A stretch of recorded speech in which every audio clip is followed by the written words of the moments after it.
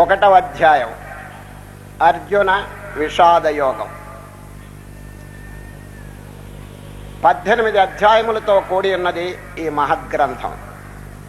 ప్రతి అధ్యాయము యొక్క పేరు చివర యోగము యోగము యోగము అని చెప్పి ఉంటుందండి. ఈరోజు అర్జున విషాదయోగం, 2వ అధ్యాయం సాంఖ్యయోగం, 3వది కర్మయోగం. ఈ విధంగా ప్రతి అధ్యాయం యొక్క చివర యోగం అని చెప్పి ఉంటుంది. అనగా ఏమి? యోగం అనగా ఏమి చెప్పండి. యోగం అంటే కలవటం. యుజ్యతే ఇది యోగ. అది కలవటం. ఏది కలవటం చెప్పండి. పరమాత్మ నుండి జీవుడు వేరైపోయినాడు. అనాది కాలంలో ఎప్పుడు వేరైపోయినాడో తెలియదు కానీ దుఃఖం అనుభవిస్తున్నాడండి. పరమాత్మ అంటే ఎవరు చెప్పండి? ఆనంద సాగరం. ఆ ఆనంద సాగరం నుంచి విడిపోయి ఈ సంసార దుఃఖంలో పడిపోయి నానా బాధలు పొందుతున్నాడు. తిరిగి ఏదో ఒక సాధన చేత, ఏదో ఒక ఉపాయం చేత ఆ పుట్టిల్లు అనగా పరమాత్మను తిరిగి చేరుకోవాలి. దీని పేరు యోగం. అందరికి అర్థమైందండి? అనేక మార్గములు, 18 మార్గములు చెప్పినారు భగవద్గీతలో. ఒక్కొక్క అధ్యాయం పేరు యోగం. చూడండి, రేపు సాంఖ్యయోగం, ఎల్లుండి కర్మయోగం. ఈ విధంగా ఒక్కొక్క సాధన ద్వారా మీరు తిరిగి పరమాత్మలో చేరండి. లేక 2 సాధనలు, 3 సాధనలు, లేక అన్ని సాధనలు అన్నీ కూడా చేర్చి భగవంతునితో మనం ఐక్యం కావటానికి అవకాశం ఉంది. లేక 1-2 సాధనలు అయినప్పటికీ చాలు. కనుక ఏదో విధంగా తిరిగి మన పుట్టింటికి చేరుకోవాలండి. అది మన యొక్క లక్ష్యం. అది నది ఎక్కడ పుట్టింది చెప్పండి? సముద్రంలో నీరు గ్రీష్మ ఋతువులు ఆవిరైపోతాయండి. ఆవిరైపోయి మేఘరూపంగా పరిణమిస్తుంది ఆ జలం. ఆ మేఘం ఊరికే ఉండదండి, పర్వతముల మీద వర్షిస్తుందండి. ఆ వర్షించిన నీరు నదీ రూపంగా వచ్చి ప్రవహించి ప్రవహించి తిరిగి సముద్రంలో చేరిపోతున్నదండి. చూచారు ఎంత చక్కని పాఠం బోధిస్తున్నది నది. ఇప్పుడు మీరు నది మహా వేగంగా ప్రవహిస్తున్నప్పుడు మీరు దగ్గరకు వెళ్ళండి. కృష్ణానది కానీ, గోదావరి కానీ, గంగానది కానీ వెళ్ళి, అమ్మ తల్లి గంగాదేవి, గోదావరి, కృష్ణ, జగజ్జననే మీకు టెంకాయ కొట్టి హారతి ఇవ్వాలి, కొంచెంసేపు ఆగవమ్మా అన్నింటి మన కోసం ఆగుతుందండి ఆ నది? చెప్పండి. నాకు ఒక లక్ష్యం ఉన్నది, ఆ లక్ష్యం నెరవేరే వరకు నేను ఆగను. ఏమిటి ఆ లక్ష్యం? నా పుట్టిల్లైనటువంటి సముద్రాన్ని చేరాలి అని మనకి చక్కని పాఠం బోధిస్తున్నదండి. ఏది? నది. సరే, మనం టెంకాయ కొట్టి హారతిస్తానంటే ఆగుతుందండి మన కోసం? లేదు. తన లక్ష్యం నెరవేరే వరకు, పుట్టిల్లు చేరే వరకు విశ్రాంతి తీసుకోదండి. కింద మీద పడి దొళ్ళి దొళ్ళి దొళ్ళి మిట్టా పల్లాలు ఇవన్నీ కూడా ప్రవహించి ప్రవహించి తిరిగి సముద్రంలో చేరి తన పుట్టింటికి చేరి విశ్రాంతి తీసుకుంటున్నదండి. మనం కూడా అదే విధంగా ఏనాడు ఆ పరమాత్మ నుంచి వేరైపోయినావో మనకి తెలియదు. దుఃఖం అనుభవిస్తున్నారు. పుట్టడం, చావటం ఈ దౌర్భాగ్యం అనుభవిస్తూ అనుభవిస్తూ జీవుడు తన లక్ష్యాన్ని మర్చిపోయినాడండి. అది ఎక్కడి నుంచి బయలుదేరినాడు చెప్పండి? ఆనందం. ఆనందో బ్రహ్మేతి వ్యజానాత్ ఆనందాధ్యేవ కల్విమాని భూతాని జాయంతే. ఈ జనులు, ఈ ప్రాణులంతా ఎక్కడి నుంచి పుట్టారు? ఉపనిషత్తులు చెప్తున్నాయి చూడండి. ఆనందాదేవ కల్విమాని భూతాని జాయంతే ఆనందేన జాతాని జీవంతి. ఆనందంతో, ఆనందంలో పుట్టినాయి, ఆనందంలో పెరుగుతున్నాయి, తిరిగి ఆనందంలో చేరిపోతున్నాయి. కనుక ఆనందం మన యొక్క నిజస్వరూపం. మన నిజస్వరూపం, మన యథార్థ స్వరూపం ఆనందం అండి. అక్కడి నుంచి బయలుదేరినాం. కనుకని మన స్వరూపానికి ఏదన్నా భంగం కలిగితే వెంటనే ప్రశ్న ఉదయిస్తుందండి.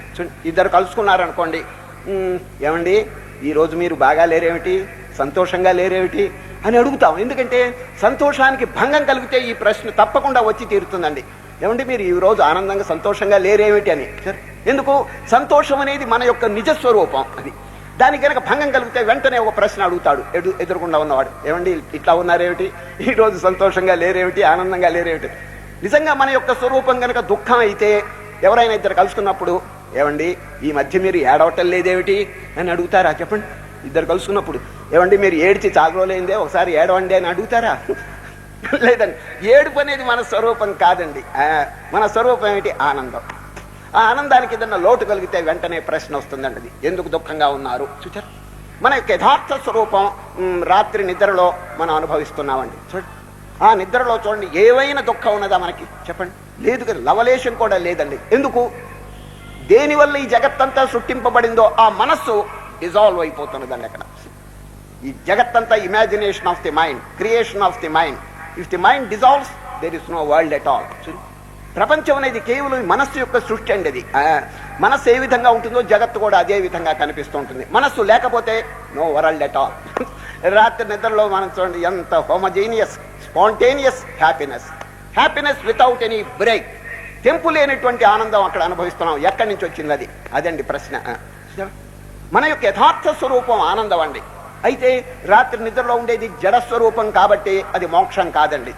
అది just for the sake of health, ఆరోగ్యం కోసం నిద్రే కానీ మోక్షం కోసం కాదండి. అది మోక్షం పొందాలంటే మనస్సు ఏ విధంగా సుషుప్తిలో లయమైపోయిందో మేలుకుని లయం చేయాలి. అందరికి అర్థమైందండి? దాని పేరే సమాధి స్థితి లేక తురీయ స్థితి అంటారండి. Super conscious. రాత్రి నిద్ర పేరు అన్కాన్షియస్. ఏమి దాంట్లో తెలివి లేదు, ఉట్టి సుషుప్తి. పశువులు కూడా నిద్రపోతున్నాయండి. మరి మోక్షం అది కాదు.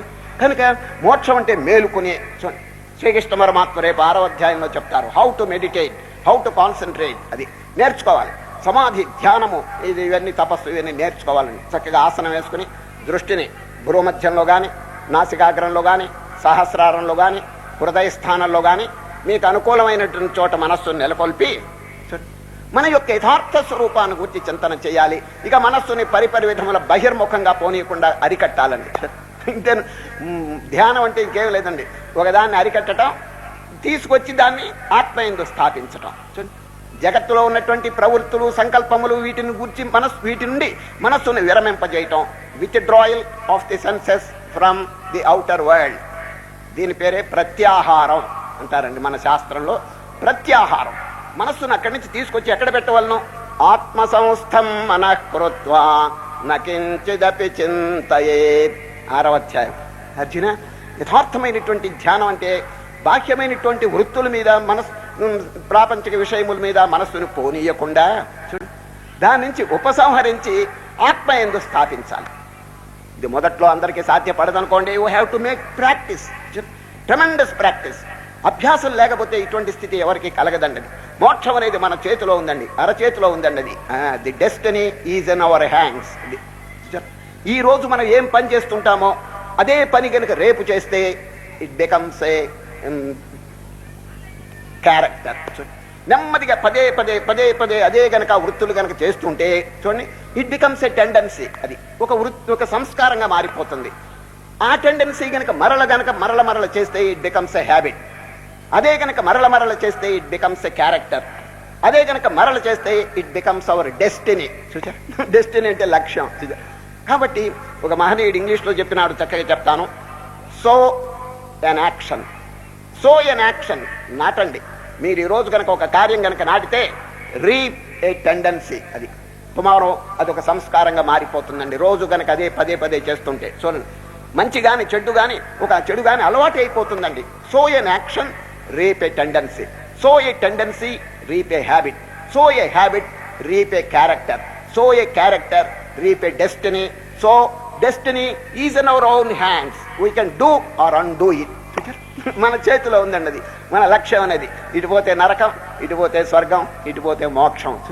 We have to choose for hour cells. అది ఈ జీవితం ఎందుకొరకు వచ్చిందంటే మన లక్ష్యమును మనం ఇక్కడే జాగ్రత్తగా పరిశీలించి నిర్ణయించాలండి. సరే, పశువులకి ఏం లక్ష్యం అండి? తింటాయి, తాగుతాయి, సంతానం కంటాయి, నిద్రపోతాయి, చేస్తాయి. మానవుడు కూడా అట్లా ఉంటే ఎట్లా చెప్పండి? భగవద్గీతలో శ్రీకృష్ణ పరమాత్మ చక్కని ఒక బోధ చేసినారు అర్జునుడికి. అనిత్యం అసుఖం లోకం ఇమం ప్రాప్య భజస్వమాం. అర్జున, ఈ ప్రపంచంలో వచ్చి పడ్డావు. ఎటువంటి ప్రపంచం? ఈ ప్రపంచం ఎవరైనా దారిపోయేవాడిని అడగండి, ప్లీజ్ డిఫైన్ ది వరల్డ్ అంటే, oh life is wonderful, life is happiness, life is sunshine అంటాడు. కానీ శ్రీకృష్ణ పరమాత్మ ఏమంటున్నారు? అనిత్యం అసుఖం. అనిత్యం, this is temporary, this is not permanent, శాశ్వతం కాదు. రెండవది అసుఖం, దీంట్లో సుఖం అనేది చాలా తక్కువగా ఉంది. ఈ ప్రపంచంలో సుఖం ఎక్కువగా ఉందని అజ్ఞానులు అనుకుంటారే కానీ కృష్ణ పరమాత్మ అనిత్యం అసుఖం. అది సుఖం అనేది కొద్ది, మోకాల్లోతు సుఖం, మొలలోతు దుఃఖం అండి. అది చెప్పాలండి, మొలలోతు దుఃఖం, మోకాల్లోతు సుఖం అండి. ఇది పెద్ద గొప్ప అండి. సుఖం అనేది మనం ఎక్కువగా అనుభవించాలని. కనుకనే అర్జున, ఎట్లా వచ్చి పడ్డావు ఈ లోకంలో? ఎటువంటి లోకం ఇది? అనిత్యం అసుఖం లోకం ఇమం ప్రాప్య. మరి ఏం చేయవలను? మన కర్తవ్యం ఏమిటి? భజస్వమాం. నన్ను భజించు. నన్ను అంటే ఏమిటి? కృష్ణుడు కేవలం స్వరూపమా? కాదండి. సత్ చిత్తానందం, ఎగ్జిస్టెన్స్, నాలెడ్జ్ అండ్ బ్లిస్. అది బ్రహ్మాండమంతా వ్యాపించినటువంటి సచ్చిదానందమును అర్చించు. ఆ స్వరూపమే నీవు, ఆ స్వరూపమే భగవంతుడు. దాన్ని పొందటానికి మానవుడు ప్రయత్నం చేయాలి. చక్కని అష్టాక్షరి మహామంత్రం, అనిత్యమ సుఖం లోకం ఇమం ప్రాప్య భజస్వమాం. చక్కగా ఈ వాక్యం జాగ్రత్తగా జ్ఞాపకం పెట్టుకోవాలన్నది. అనిత్యమైనటువంటి అసుఖమైనటువంటి ప్రపంచంలో మానవుడు వచ్చి చేరి ఏమి చేయవలనేటువంటి కర్తవ్యం శ్రీకృష్ణ పరమాత్మ చక్కగా ప్రతిపాదించినారని. భజస్వమాం, ఆ శాశ్వతమైనటువంటి వస్తువును మనం ధ్యానం చేయాలి. కనుక శ్రీకృష్ణ పరమాత్మ అనేకమైనటువంటి యోగములను గురించి, మార్గములను గురించి ఈ భగవద్గీతలో వర్ణిస్తున్నారు. ఈ రేపటి నుంచి ఇంకొకటి సాధనలు బయలుదేరుతాయి. రేపు సాంఖ్యయోగం, ఈ విధంగా కర్మయోగం ఇట్లా వస్తుంటాయండి. ఈరోజు అర్జున విషాదం యోగం, కలవటం. సరే, అనేక జన్మల నుంచి వేరైపోయినాడండి. అయితే మీలో ఒకరు ఒక ప్రశ్న వేయవచ్చును, ఏమండి భగవంతుడి నుంచి వేరైపోయినారని చెప్పి మీరు చెప్పారు కదా, ఎప్పుడు వేరైనాడు, ఎప్పుడు అని మీరు అడిగితే నో ఆన్సర్. మన శాస్త్రంలో దానికి ఆన్సర్ లేదండి. ఏమండి ఎప్పుడు ఏంటి? చెట్టు ఎక్కడి నుంచి పుట్టింది చెప్పండి, చెప్పండి. విత్తనంలో నుంచి పుట్టింది. విత్తనం ఎక్కడి నుంచి పుట్టింది చెప్పండి, చెట్టులో నుంచి. చెట్టు ఎక్కడి నుంచి పుట్టింది? ఈ గోల అనవస్థా దోషం, waste of time and waste of energy. మీరు ఈ దుఃఖం అనేది ఎప్పుడు బయలుదేరింది? సరే, పూర్వజన్మ కర్మ వల్ల ఈ దుఃఖం వచ్చింది. పూర్వజన్మ కర్మ ఎట్లా వచ్చింది? దాని కిందటి జన్మ, దాని కిందటి. ఈ విధంగా ఏ వీధిలో తొక్కాను, ఏ బజార్లో తొక్కాను, ఈ ప్రశ్నలు వస్తాయా చెప్పండి. ఈ మలం ఎవడ విసర్జించాడు, వాడు రాత్రి ఏం తిన్నాడు, what is the density of it, ఇదే మనకు కావాల్సింది. ముక్కు పగిలి చస్తుంటే డెన్సిటీ ఏమిటండి? ముందు చెంబుతో నీళ్ళు తీసుకుని కడుక్కోవాలి, అది మనం చేయవలసిన పని. అదేవిధంగా దుఃఖం ప్రత్యక్షంగా కనిపిస్తున్నప్పుడు హౌ టు రిమూవ్ ఇట్, అది దాన్ని తొలగించుకుని దుఃఖరహితమైనటువంటి ఆనంద స్వరూపాన్ని మనం పొందటం మన యొక్క కర్తవ్యమే. కానీ ఈ దుఃఖం ఎప్పుడు వచ్చింది, ఏ జన్మలో వచ్చింది, దీనికి కారణం ఏమిటి, అనవసరం. కనుకనే శ్రీకృష్ణ పరమాత్మ ఇది పోగొట్టడానికి ఉపాయం చెప్పినారు, భజస్వమాం. అది శాశ్వతమైనటువంటి వస్తువును ధ్యానం చేయండి. సార్, ప్రపంచ ప్రజలు ఏం చేస్తున్నారు చెప్పండి? అశాశ్వతమైనటువంటి వాటి మీద they are hunting after these sensual pleasures. పరిగెత్తుతున్నారు. ఏం పొందినారు చెప్పండి? ఈ ఇంద్రియ సుఖములు 5 ఉన్నాయండి. సుఖాలు ఏమిటి చెప్పండి? శబ్ద, స్పర్శ, రూప, రస, గంధ. ఇంతే కదండి. కన్ను ఏమో చూచి ఆనందపడుతుంది, చెవి విని ఆనందపడుతుంది, నోరు తిని ఆనందపడుతుంది. ఇంతే కదండి. ఈ సుఖాలు అనేది మనకేనండి, పశువులకి లేవా చెప్పండి? ఆనాడు కురుక్షేత్ర యుద్ధ రంగంలోనండి ముమ్మరంగా యుద్ధం జరుగుతున్నదండి. కురుక్షేత్ర యుద్ధ రంగంలో వ్యాస మహర్షి ఆ యుద్ధ రంగంలో ఒక మార్గం గుండా పోతున్నాడండి. ఎవరు? వ్యాస మహర్షి. పోతుంటే దూరంగా ఒక పురుగు, చిన్న పురుగు అండి, స్పీడ్గా ఇట్లా పరిగెత్తుతున్నదండి. రోడ్డు క్రాస్ చేసి పరిగెత్తుతున్నది. వ్యాస మహర్షి గారికి ఆశ్చర్యం వేసింది. ఇదేమిటి, ఇంత స్పీడ్గా పరిగెత్తున్న కారణం ఏమిటి అని తెలుసుకుంటే మంచిదని నెమ్మదిగా పురుగు దగ్గరికి వెళ్ళి వ్యాస మహర్షి తన తపశక్తి చేత పురుగుకండి మాట్లాడేటువంటి శక్తిని అనుగ్రహించి మాట్లాడుతున్నాడు. పురుగు గారు, ఏమింత కంగారు, ఇంత స్పీడ్గా పరిగెత్తున్నావు, కారణం ఏమిటంటే, స్వామి క్షమించండి, అన్నీ మీకు తెలిసి కూడా అడుగుతున్నారు.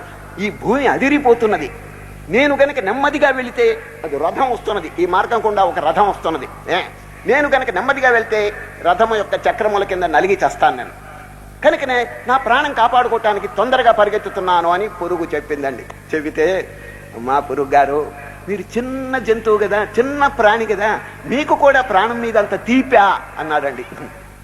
ఎవరు? వ్యాసులు వారు. ఏదో పెద్దవాళ్ళకి మాకు తీపి ఉండొచ్చు, ప్రాణం మీద ఆశ ఉండొచ్చు, చిన్న ప్రాణి కదా, మీకు కూడా ఇంత బతకాలని చెప్పి నీకు ఆశ అంటే, చిన్న పురుగు ఎంత చక్కని బోధ చెప్తున్నది. మహాత్మా, మీకు తెలియంది ఏమిటి చెప్పండి? మీరు ఏ సుఖం అనుభవిస్తున్నారో మేము అదే సుఖం అనుభవిస్తున్నాం. మీరు తిని ఆనందపడుతున్నారు, మేము తిని సంతోషపడుతున్నాం.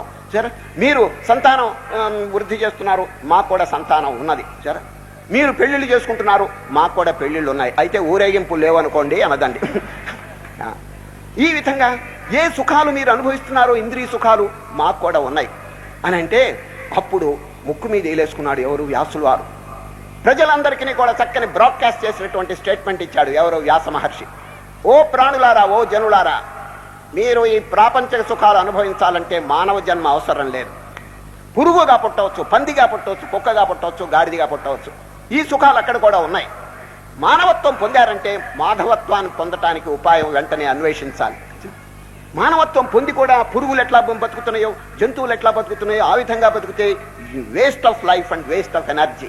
అని వ్యాసులు వారండి లోకానికంతటికి చక్కని బ్రాడ్కాస్ట్ చేశాడు. మానవత్వం పొందినారంటే ఇక దైవత్వం పొందటానికి ఇది ఒక చక్కని మార్గంగా ఉపయోగించుకోవాలి. కానీ హీనమైనటువంటి తుచ్చమైనటువంటి ఇంద్రియ సుఖములు, పశు సుఖములు, యానిమల్ ప్లెజర్స్ దాన్ని అనుభవించడానికి వచ్చింది కాదండి అది. వివేకానంద స్వామి ఎంత చక్కగా బోధించారో వినండి. What enjoyment can there be in these little clots of earth అన్నాడు. క్లాట్స్ ఆఫ్ ఎర్త్ అంటే మట్టి ముద్దలు. మట్టి ముద్దలు అంటే ఈ శరీరం ఒక మట్టి ముద్దండి. ప్రపంచంలో వస్తువులన్నీ పంచభూతాలతో చేయబడిన ముద్దలు. చూచారా? What enjoyment can there be in these little clots of earth?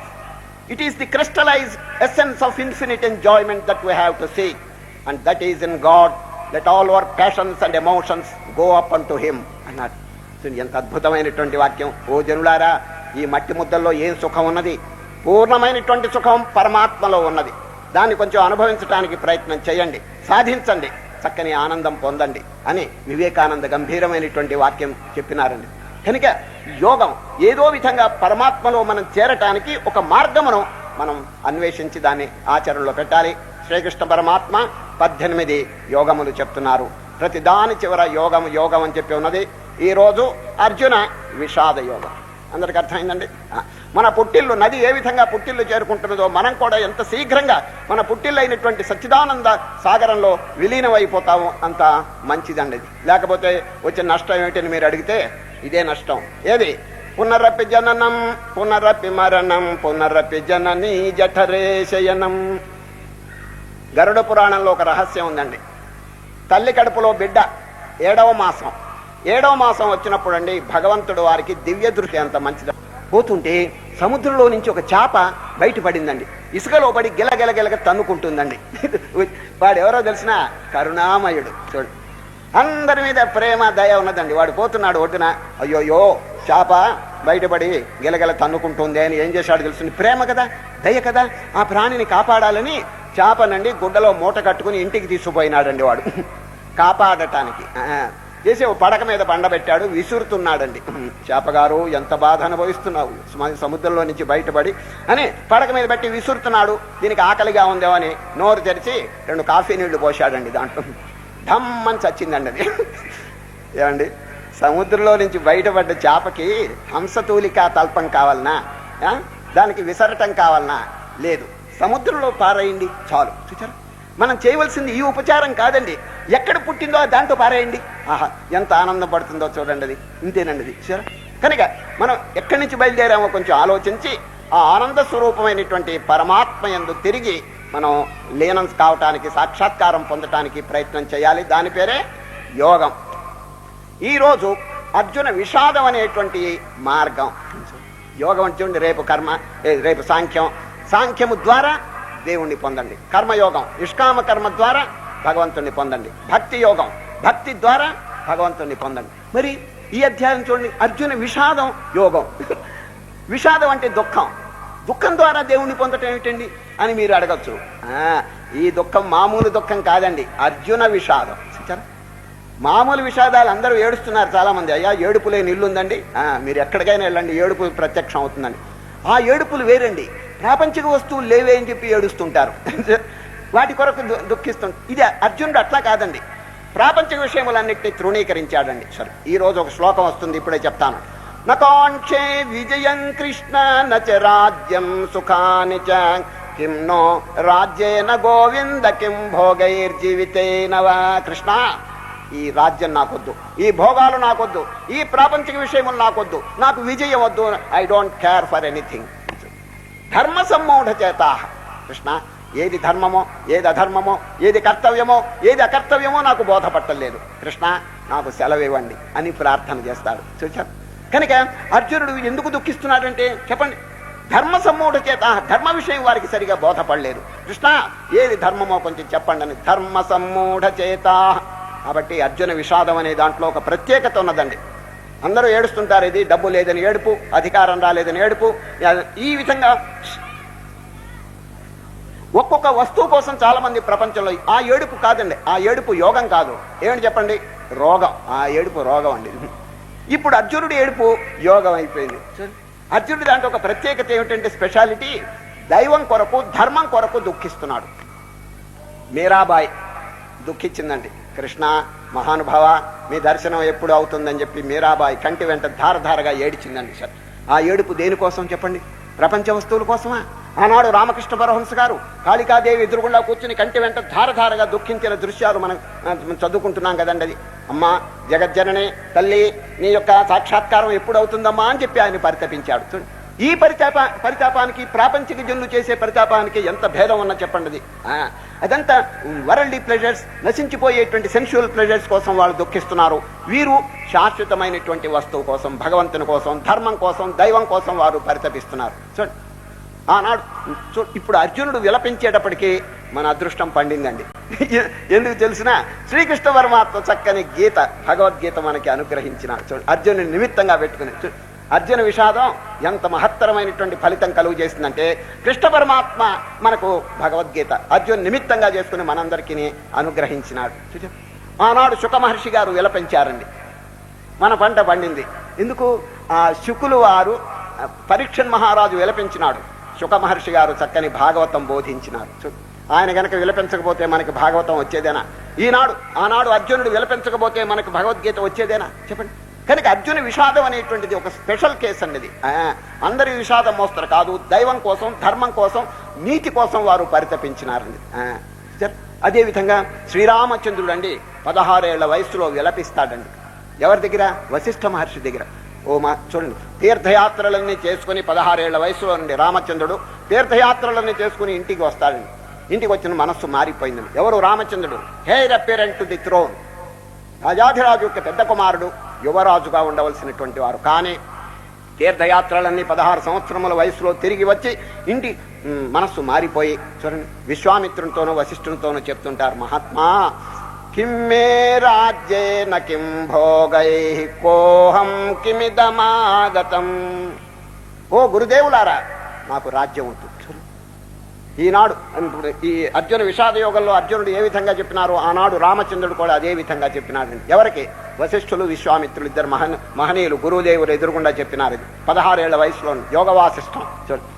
కిమ్మే రాజ్యేన కిం భోగై, నాకు రాజ్యం వద్దు, ఈ భోగాలు వద్దు. I don't care for all these things, these are worldly things. నాకు కావాల్సింది ఏమిటి? కోహం కిమిదమాగతం, who am I, what is my real nature? ఈ ప్రపంచం ఎక్కడి నుంచి వచ్చింది? నా స్వరూపం ఏమిటి? దయచేసి చెప్పండి. ఎంత చక్క. అప్పటి నుంచి అండి వశిష్ఠ మహర్షి గారు యోగ వాసిష్టం బోధిస్తారండి. శ్రీరామచంద్రుడు విలపిస్తాడండి, ఎందుకు వచ్చిన కర్మ ఇదంతా? ఈ రాజ్యాలు, ఈ సుఖాలు, ఈ భోగాలు నాకు వద్దు మహానుభావ, నేను నా స్వరూపం ఏమిటి, యథార్థ స్వరూపం ఏమిటో చెప్పండి అని చెప్పి వశిష్ఠులు వారిని ప్రార్థన చేస్తాడు, విశ్వామిత్రులు వారిని ప్రార్థన చేస్తారు. చూచారా? కనుక ఆ రామచంద్రుడి యొక్క ప్రార్థన వల్ల, విలపించడం వల్ల మనకేమొచ్చింది? యోగ వాసిష్టం. 32,000 శ్లోకములతో కూడినటువంటి అద్భుతమైనటువంటి గ్రంథరాజ్యం వచ్చిందండి, వెలువడిందండి. చూచారు? కనుక ఒక్కొక్కరు మహనీయులు విలపిస్తుంటే మధ్యలో మన పంట పండుతున్నదండి. అర్జునుడు విలపిస్తే భగవద్గీత వచ్చింది, పరీక్షన్ మహారాజు విలపిస్తే భాగవతం వచ్చింది, రామచంద్రుడు విలపిస్తే యోగ వాసిష్టం వచ్చింది. కనుక ఈ విలాపం అనేటువంటిది సామాన్యం కాదండి. అది దైవం కోసం, ధర్మం కోసం ఎవరైనప్పటికీ విలపిస్తే తప్పక ఫలితములు కలిగి తీరుతాయండి.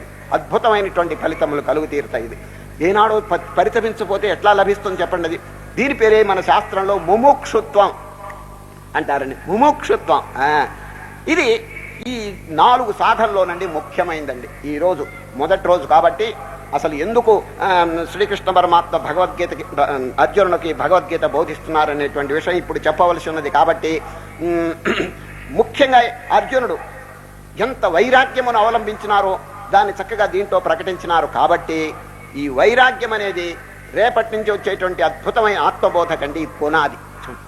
రేపటి నుంచి శ్రీకృష్ణ పరమాత్మ ఈ రోజు ఏం చెప్పరండి, ఎక్కువగా చెప్పరు. ఏదో ఒక వాక్యం మాత్రం, అర్జున నా రథాన్ని 2 సేనల మధ్య పెట్టాను, ఉవాచ పార్థ పశ్చేతాన్ సమవేతాన్ కురోనితి. ఇదండి ఉవాచ, ఒక్క వాక్యం చెప్పారు. ఎవరు? కృష్ణుడు. అర్జున రథం తెచ్చి 2 సేనల మధ్య పెట్టాను, అంతే. ఈ రోజు అదొక్క మాటేనండి కృష్ణుడు చెప్పేది. రేపటి నుంచి అద్భుతమైనటువంటి బోధ ఎందుకు చెప్పాలి చెప్పండి. వీరి యొక్క హృదయం పల్స్ గమనిస్తున్నారండి. పల్స్ అంటే నాడి.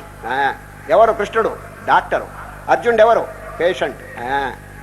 భవరోగం, ఈ భవరోగం కలిగినటువంటి వీరిని చక్కగా టెస్ట్ చేస్తున్నారండి, నాడి చూస్తున్నారు, పల్స్.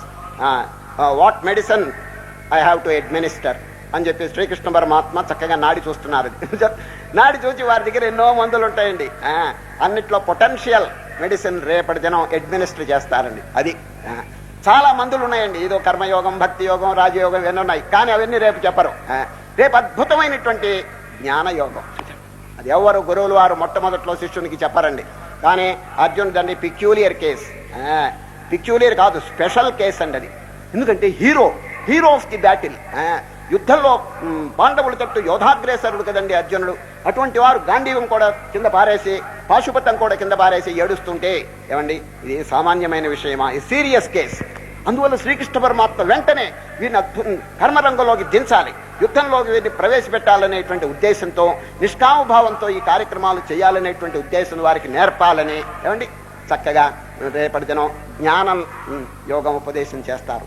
ఇది హయ్యెస్ట్ ఫిలాసఫీ అని. ఈ జ్ఞానం కనుక తెలుసుకోకపోతే ఈ జగత్తు సత్యం ఇదేమన్నా ఉద్ధరిస్తుందనే భావన ఉన్నంత వరకు మానవుడు కడతేరలేడండి. రేపటి దినం చెప్తారు, నాయన నీవు గాని నేను గాని వీళ్ళని అందరూ శాశ్వతమైనటువంటి ఆత్మస్వరూపం. రేపు వస్తుందండి అద్భుతమైనటువంటి. ఇవాళంతా ఇంట్రొడక్షన్ ఏనండి. అర్జునుడి యొక్క విలాపం ఇదంతా మనం వింటామే కానీ అసలు బోధ రేపటి నుంచి వస్తుందండి. అందులో ఉన్నటువంటి బోధలన్నింటిలో కూడా మహా పొటెన్షియల్ ఆ బోధ రేపటి దినం చెప్పబోతారు.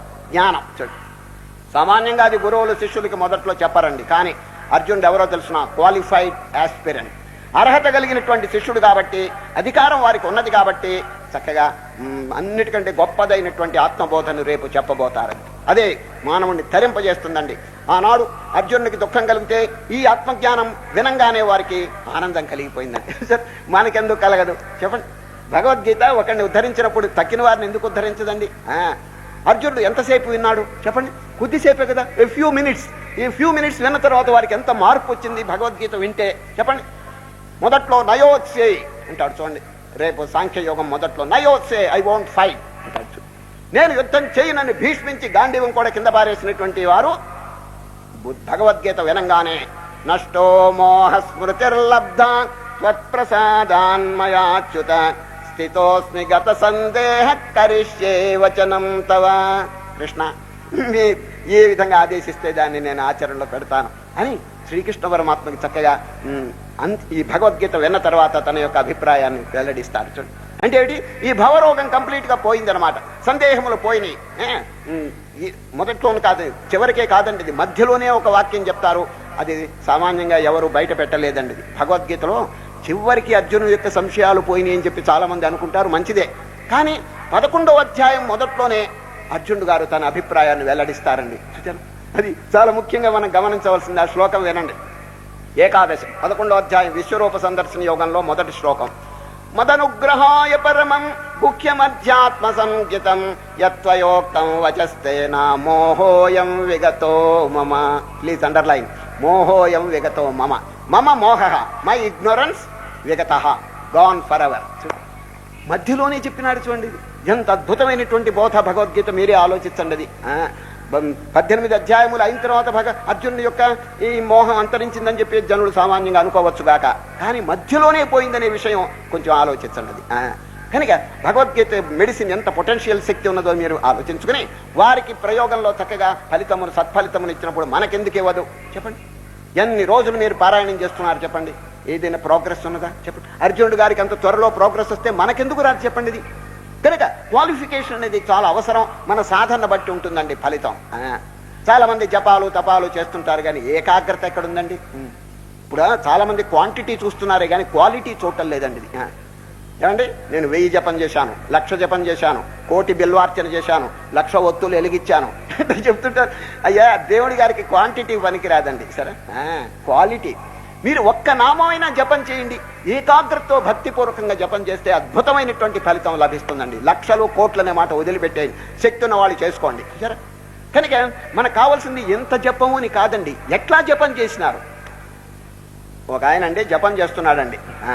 సరిగా ఆ టైంలో మనం అక్కడికి వెళ్ళటం సంభవించింది.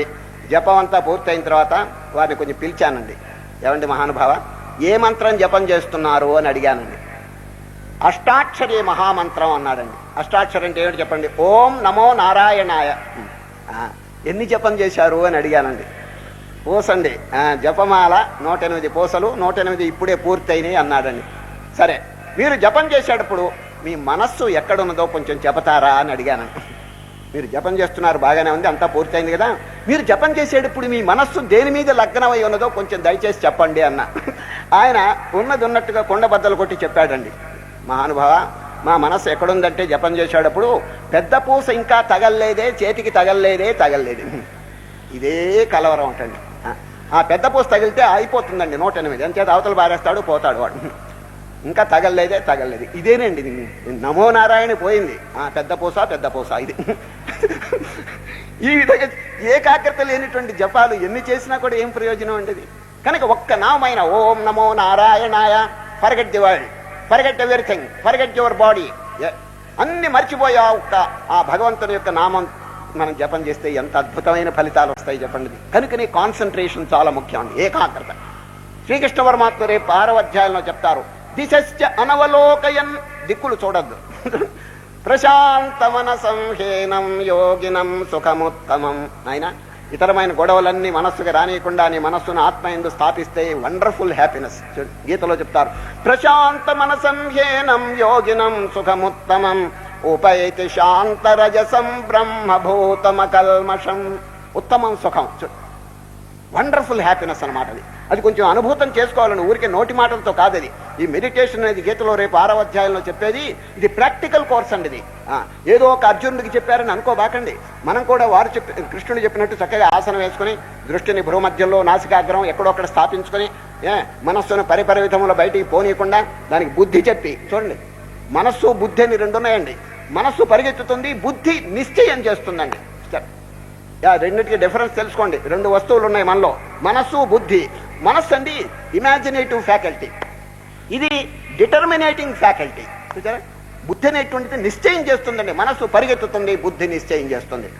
మీకు సరిగా అర్థమైందో లేదో ఒక దృష్టాంతం చెప్తే మీకు అర్థం అవుతుంది మనస్సు బుద్ధి యొక్క భేదం. ఇప్పుడు మీరందరూ ఇక్కడ కూర్చున్నారు కదా, మనస్సు కొంచెం కదిలిస్తూ ఉంటుందండి కొందరికి, అందరికీ కాదండి. ఇంటికి వెళదామా అని బుద్ధి చంపలు వాయిస్తుంది, నోరు మూసుకో, ఇంకొక అరగంటగా కూర్చుంటే అందరం వెళ్ళిపోదాం. ఇంతేనండి భేదం. మీరు బాగా కనిపెట్టండి ఈ రెండిట్లో భేదం. కనుక బుద్ధి అనేటువంటిది చాలా గొప్పదండి. మనస్సు ఏమిటి ఊరికే కదులుతూ ఉంటుంది, బుద్ధి అనేది నిశ్చయం చేస్తుంది. కనుక ఇప్పుడు జీవితంలో అనేక మంది అనేక రకాలుగా ప్రవర్తిస్తున్నారు. ఊపిరి తిరగకుండా ఏదేదో ప్రాపంచిక కార్యములు చేస్తున్నారు. బుద్ధి అంటుంది, నాయన ఓ మనస్సా, ఎన్ని జన్మలు తిన్నావు, ఎన్ని జన్మలు తాగినావు, ఎన్ని జన్మలు ఈ ప్రాపంచిక సుఖాలు అనుభవించావు, నీకేమైనా మోక్షం కలిగిందా, నీకేమైనా పూర్ణ సుఖం కలిగిందా, జన్మరాహిత్యం సిద్ధించిందా అని చెప్పి బుద్ధి దానికి చక్కగా దారి చూపిస్తుందండి. దీని మనస్సుకి. కనుక మహనీయుల యొక్క హృదయం ఇట్లాగే ఉంటుందండి. రెండిటికి యుద్ధం జరుగుతుంటుంది, మనస్సుకి బుద్ధికి యుద్ధం జరుగుతుంటుందండి. బుద్ధి గనక శక్తివంతంగా ఉంటే మనస్సుని అణగదొక్కుతుందండి. సరే, ఆ జన్మార్జితమైనటువంటి సంస్కారములు అంటే వాసనలు. అయ్యా, వాసన అనే పదం మీరు బాగా జ్ఞాపకం పెట్టుకోండి. తెలుగులో వాసన కాదండి, సంస్కృతంలో వాసన అంటే టెండెన్సీ, సంస్కారం, పూర్వజన్మ అలవాట్లు. చూచారా, ఈ అలవాట్లు వాసనా రూపంగా పరిణమించి జీవుణ్ణి వేధిస్తున్నాయండి. సరే, ఆ అలవాట్లను కనుక మనం లోబడిపోతే ఓడిపోతామండి. సరే, జీవితం దుఃఖమయం అయిపోతుందండి. ఏం చేయాలి? వశిష్ఠులు వారు చెప్పారు యోగ వాసిష్ఠులో, నాయన పూర్వజన్మ కర్మ, పూర్వజన్మ సంస్కారం ఎట్లయినా ఉండని, డోంట్ కేర్ ఫర్ ఇట్. ఇప్పుడు మహాత్ముని యొక్క సాంగత్యం చేత మంచి సంస్కారమును కలుగు చేసుకుని దాన్ని ఓడించండి. సరే, దాంతో కుస్తీ పట్టండి, దాన్ని మెడపెట్టి గెంటి అవతల పారేయండి. ఏది? దుర్గుణం, దురాచారం, దుస్సంస్కారములు, దురలవాట్లు, దుర్వాసనలు, వీటన్నిటి కూడా we have to caste them of ప్రయత్నపూర్వకంగా. అప్పుడు ఎట్లా ఉండాలి? బుద్ధి మహాశక్తివంతంగా ఉండాలి. భగవద్గీత అంతా పూర్తయ్యే టైంలో కృష్ణ పరమాత్మ ఒక వాక్యం చెప్తారండి, లాస్ట్ చాప్టర్. బుద్ధ్యా విశుద్ధయా యుక్తో ధృత్యాత్మానం నియమ్య చ. అర్జున, బుద్ధిని మహాశక్తివంతంగా ధైర్యవంతంగా కలుగు చేసుకో అంటాడు. బుద్ధ్యా, మనస్సు అని చెప్పలేదు అక్కడ. బుద్ధ్యా విశుద్ధయా యుక్తో ధృత్యాత్మానం నియమ్య చ. 51 నంబర్ చెప్తున్నాను, చాలా ఇంపార్టెంట్ శ్లోకం అండి. ఓ అర్జున, బుద్ధిని చాలా శక్తివంతంగా పవర్ఫుల్ గా తయారు చేసుకో. బుద్ధ్యా విశుద్ధయా యుక్తో ధృత్యాత్మానం నియమ్య చ శబ్దాదీన్ విషయాన్ త్యక్త్వా రాగద్వేషౌ యుధస్య చ. కనుక ఈరోజు అర్జున విషాద యోగం అని వచ్చినప్పుడు అర్జున విషాదాన్ని మనం జాగ్రత్తగా అనుసరించాలి. అర్జున విషాదం అంటే దేని కొరకు? ధర్మం కోసం, దైవం కోసం పరితపిస్తున్నారు. ధర్మం కొరకు అండి. ధర్మ సమ్మూఢ చేత అని రేపు వస్తుందండి అది. కనుక ఇది కూడా ఒక యోగం. పరితపించాలి దేవుడి కోసం తీవ్రంగా, ధర్మం కోసం, దేవుని కోసం. ఎప్పుడు నేను పొందుతానా, ఈ జన్మ ఎట్లా సార్థకం అవుతుందా, ఇన్ని జన్మలు నేను వేస్ట్ చేసినానే అని చెప్పి మనస్సుకి బుద్ధి చెప్పాలండి సార్. ఈ జన్మలో మన కర్తవ్యం ఏమిటి తెలుసండి, బుద్ధి యొక్క శక్తిని ఇనుమడింపు చేసుకుని మనస్సుకి హితబోధ చేయాలి సుజన్. అప్పుడు ఈ మనస్సు మనకి మంచి దారికి వస్తుందండి. మన మాటలు కనుక చక్కగా వింటే, అది ఆచరిస్తే అవర్ వర్క్ ఈస్ ఫినిష్ అంతే. మనస్సు కనుక లోపరుచుకుంటే ఇంకా చేయవలసింది ఏమిటండి, బుద్ధి మనస్సు రెండు కంట్రోల్లో ఉంటే ఇంక చేయవలసింది ఏమిటి చెప్పండి. మానస బోధ అని చెప్పి 108 తత్వాలు ఉన్నాయండి. ఒక మహనీయుడు మనస్సును కూర్చోబెట్టి చక్కగా బోధిస్తాడని చూడండి. ఒక వాక్యం చెప్తాను వినండి. సంసారమందలి అల్ప సుఖముల జూచి మురిసిపోవగనేల మనస, ఆనందముగదోచు విషయ భోగములన్నీ మూన్నాళ్ళ ముచ్చటే మనస. సంసార కోపమున దిక్కుతోచకయుండి విలపించుటేలకో మనస, గురుపాదముల బట్టి తత్వంబు తెలిసికొని తప్పించుకోవోయి మనస. ఎన్ని జన్మల నుండి బంధములక దుఃఖించుచున్నావు మనస, నరజన్మమందున జ్ఞానంబు ఆర్జించి తాపంబు బాపుకో మనస. దారుణంబైనట్టి సంసార వ్యాధిని పోగొట్టుకోవోయి మనస, పుట్టి చచ్చుటయందు పురుషార్థమేమియో బాగుగా యోచించు మనస. ఈ విధంగా 108 బోధలు ఉంటాయండి. మానస బోధ. చక్కగా మనస్సును కనుక హితబోధ చేస్తే, అది కనుక దారికి వస్తే ఇంకా ఏమిటండి చేయవలసింది, సాక్షాత్ మోక్షం అనేది కర్తలామలకం అయిపోతుందండి. మనస్సును కనుక మనం కంట్రోల్లో పెట్టుకుంటే అది. కనుక ఇప్పుడు అర్జునుడు ధర్మం కోసం, దైవం కోసం పరితపించి లోకానికి ఒక చక్కని మార్గం ప్రసాదించినారండి సార్. వైరాగ్యం అనేటువంటిది ఈ అధ్యాయంలో చాలా ముఖ్యమైనది. వైరాగ్యం సార్. అన్నిటినీ వదిలిపెట్టేశాడు, ఇంకా మిగిలేది ఏమిటండి. ఈ దైవ విద్యలో ముఖ్యమైన కీలకం చెప్తున్నాను. అన్నిటినీ వదిలిపెడితే మిగిలిందే దేవుడండి. చూశాను చేసేటువంటి శక్తి గనక పొందితే. కనుక క్షేత్రజ్ఞ విభాగం 13వ అధ్యాయం దగ్గర నుంచి మీరు చూడండి శీర్షికలు ఎట్లా ఉంటాయో. బోధ అంటే నిజంగా వండర్ఫుల్ బోధ అండి. శ్రీకృష్ణ పరమాత్మ అర్జునుడిని నిమిత్తంగా పెట్టుకుని మనందరికీ బోధించినాడని. క్షేత్రజ్ఞ విభాగ యోగం, ప్లీజ్ అండర్లైన్ విభాగం. గుణత్రయ విభాగ యోగం, ప్లీజ్ అండర్లైన్ విభాగం. దైవాసుర సంపత్ విభాగ యోగం, చూడండి మళ్ళా విభాగం. శ్రద్ధాత్రయ విభాగం. చూడండి ఈ అధ్యాయం చూసినా అక్కడి నుంచి 13 దగ్గర నుంచి విభాగం అని ఎందుకు చెప్పినారు కృష్ణ పరమాత్మ. చూడండి మనం చేయవలసింది అంతేనండి, ఇంకేమి కంగారు పడబాకండి. వేదాంతం అంటే ఎవ్వరు కూడా నిరుత్సాహపడవలసిన పని లేదు. 2 వస్తువులు కలిసి వేరు చేయండి. ఇప్పుడు అరటి పండు ఏమండి, చిన్న పిల్లవాడికి ఇవ్వండి, పాకుతాడు చూడండి, నేల మీద పాకుతాడే, వాడికి ఇవ్వండి అరటి పండు, ఏం చేస్తాడు తెలిసిన, 2 కలిపి దంచుతాడండి వాడు, 2 కలిపి కొట్టేస్తాడు. అదే కొంచెం పెద్దవాడికి ఇవ్వండి, వేరు చేస్తాడు చూడండి, తోలు తీసి అవతల పారేసి లోపల గుజ్జు తింటాడు. ఇంతేనండి వేదాంతం. ఇంతే, ఎవరు కంగారు పడదు. మిమ్మల్ని ఎవరైనా అడిగితే వేదాంతం ఏమిటంటే అరటి పండు చెప్పండి సరిపోతుందండి. ఏమి లేదండి, దీంట్లో గుజ్జు తినటం, తొక్కు పారేయటం. ఈ ప్రపంచంలో 2 కలిసి ఉన్నాయండి. ఏది అశాశ్వతం, శాశ్వతం. కనుక ఈ రెండింటిని కొంచెం డివైడ్ చేసేటువంటి శక్తిని కనుక మనం వివేకం చేత సంపాదించుకుంటే ఇక కొత్తగా చేయవలసింది లేదండి అది. కనుక అర్జున విషాద యోగం అనేటువంటి ఈ అధ్యాయంలో మొట్టమొదట వైరాగ్యం. అది నకాంక్షే విజయం కృష్ణ నచ రాజ్యం సుఖాని చ కిన్నో రాజ్యేన గోవింద కిం భోగైర్జీవితేనవా. అర్జునునికి స్టేట్మెంట్ అండి, చాలా అద్భుతమైనటువంటిదండి. దీన్ని ఊతగా తీసుకుని శ్రీకృష్ణ పరమాత్మ రేపటి నుంచి బోధ చేస్తారు. అర్జునుడికి వైరాగ్యం కలిగింది. సరే, వైరాగ్యం కలకపోతే ఈ బోధ చెప్పినా కూడా నిరుపయోగం అయిపోతుందండి. సరే, మురికి వస్త్రానికి రంగు వేస్తే అంటుతుందా చెప్పండి, అది లేదు కదా. అదేవిధంగా వైరాగ్యం చేత హృదయం కనుక నిర్మలం అయిపోతే గురువు యొక్క బోధ చక్కగా హృదయంలో ప్రవేశిస్తుందండి. అందుచేతనే రేపటి వరకు వెయిట్ చేస్తాడండి కృష్ణ పరమాత్మ. బోధ త్వరగా చెప్పలేదు. పల్స్ చూస్తున్నాడు. మొదటి అధ్యాయం అంతా పల్స్ చూడటమేనండి. In what situation is Arjuna's mind, జాగ్రత్తగా పరిశీలించి రేపటి నుంచి చెప్పారు. ఎందుకు వైరాగ్యం అనేది అద్భుతంగా కలిగిపోయిందండి. ఏమిటి వైరాగ్యం అంటే చెప్పండి, ఇల్లు వాకిలు వదలటం కాదు, వాటి మీద ఆశ వదిలిపెట్టుకున్నాడు. ఇప్పుడు అర్జునుడు అన్ని వదిలిపెట్టి అరణ్యానికి పోలేదండి, కాషాయ వస్త్రం వేయలేదండి, ప్రపంచంలో ఉన్నాడు. కానీ డిటాచ్మెంట్, అది శ్రీకృష్ణ పరమాత్మ. Do your work but unattach. ప్రపంచంలోనే ఉండు, రేపు వస్తుందండి కర్మ, ఎల్లుండి వస్తుంది కర్మయోగం. భగవద్గీత అన్ని వదలమని చెప్పి చెప్పదండి. Not renunciation of action but renunciation in action. అది Gita teaches not renunciation of action but renunciation in action. అది కర్మలో ఉండేటువంటి దోషం వదలాలే కానీ కర్మను వదలద్దు అని శ్రీకృష్ణ పరమాత్మ చక్కగా ఉపదేశం చేస్తారు అర్జునుడు గారికండి. ఈ వైరాగ్యం కలగటం అనేది అద్భుతమైనటువంటి విషయం అండి సార్. ఈ వైరాగ్యం కనుక లేకపోతే ప్రపంచ వస్తువుల మీద ఆశలు ఇవన్నీ కూడా ఎక్కువగా ఉంటే వాటి మీద పరిగెత్తుతుంటే how can you concentrate upon this permanent thing? మన హృదయంలో శాశ్వతమైన వస్తువు ఉన్నది కదా, ఎట్లా మనస్సు నిలుస్తుంది? ఇటు పరిగెత్తును అటు పరిగెత్తును, అది చూడాలి ఇది చూడాలి, ఇది తినాలి తాగాలి గంతులేయాలి అని చెప్పి మనస్సు ఇట్లా పోతుంటే ఏకాగ్రత ఎక్కడ? కనుకనే కృష్ణ పరమాత్మ రేపు 6వ అధ్యాయంలో చెప్తారు, యతో యతో నిశ్చరతి మనశ్చంచలమస్థిరం తతస్తతో నియమ్యైతదాత్మన్యేవ వశం నయేత్.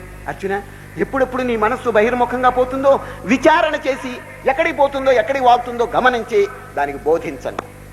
ఓ మనస్సా, ఎన్ని జన్మలు దాని మీద వాడినావు, ఎన్ని జన్మలు తిన్నావు, ఎన్ని జన్మలు తాగినావు, నీకేమైనా తృప్తి కలిగిందా అని చెప్పి దానికి చక్కగా బోధ చేయండి సార్. ఇదేనండి కృష్ణ పరమాత్మ చెప్పిన బోధ. యతో యతో నిశ్చరతి మనశ్చంచలమస్థిరం తతస్తతో నియమ్యైతదాత్మన్యేవ వశం నయేత్.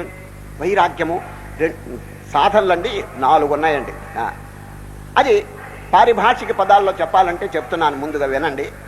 తర్వాత సామాన్యమైన భాషలో చెప్తాను.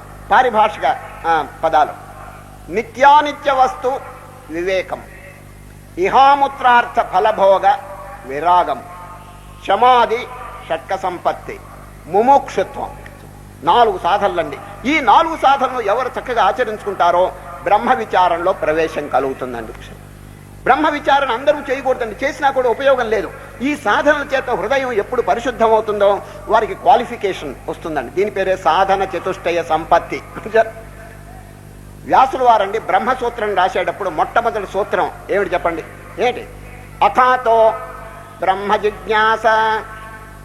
దానికి శంకరాచార్యులు వారు వ్యాఖ్యానం అథ పిమ్మట.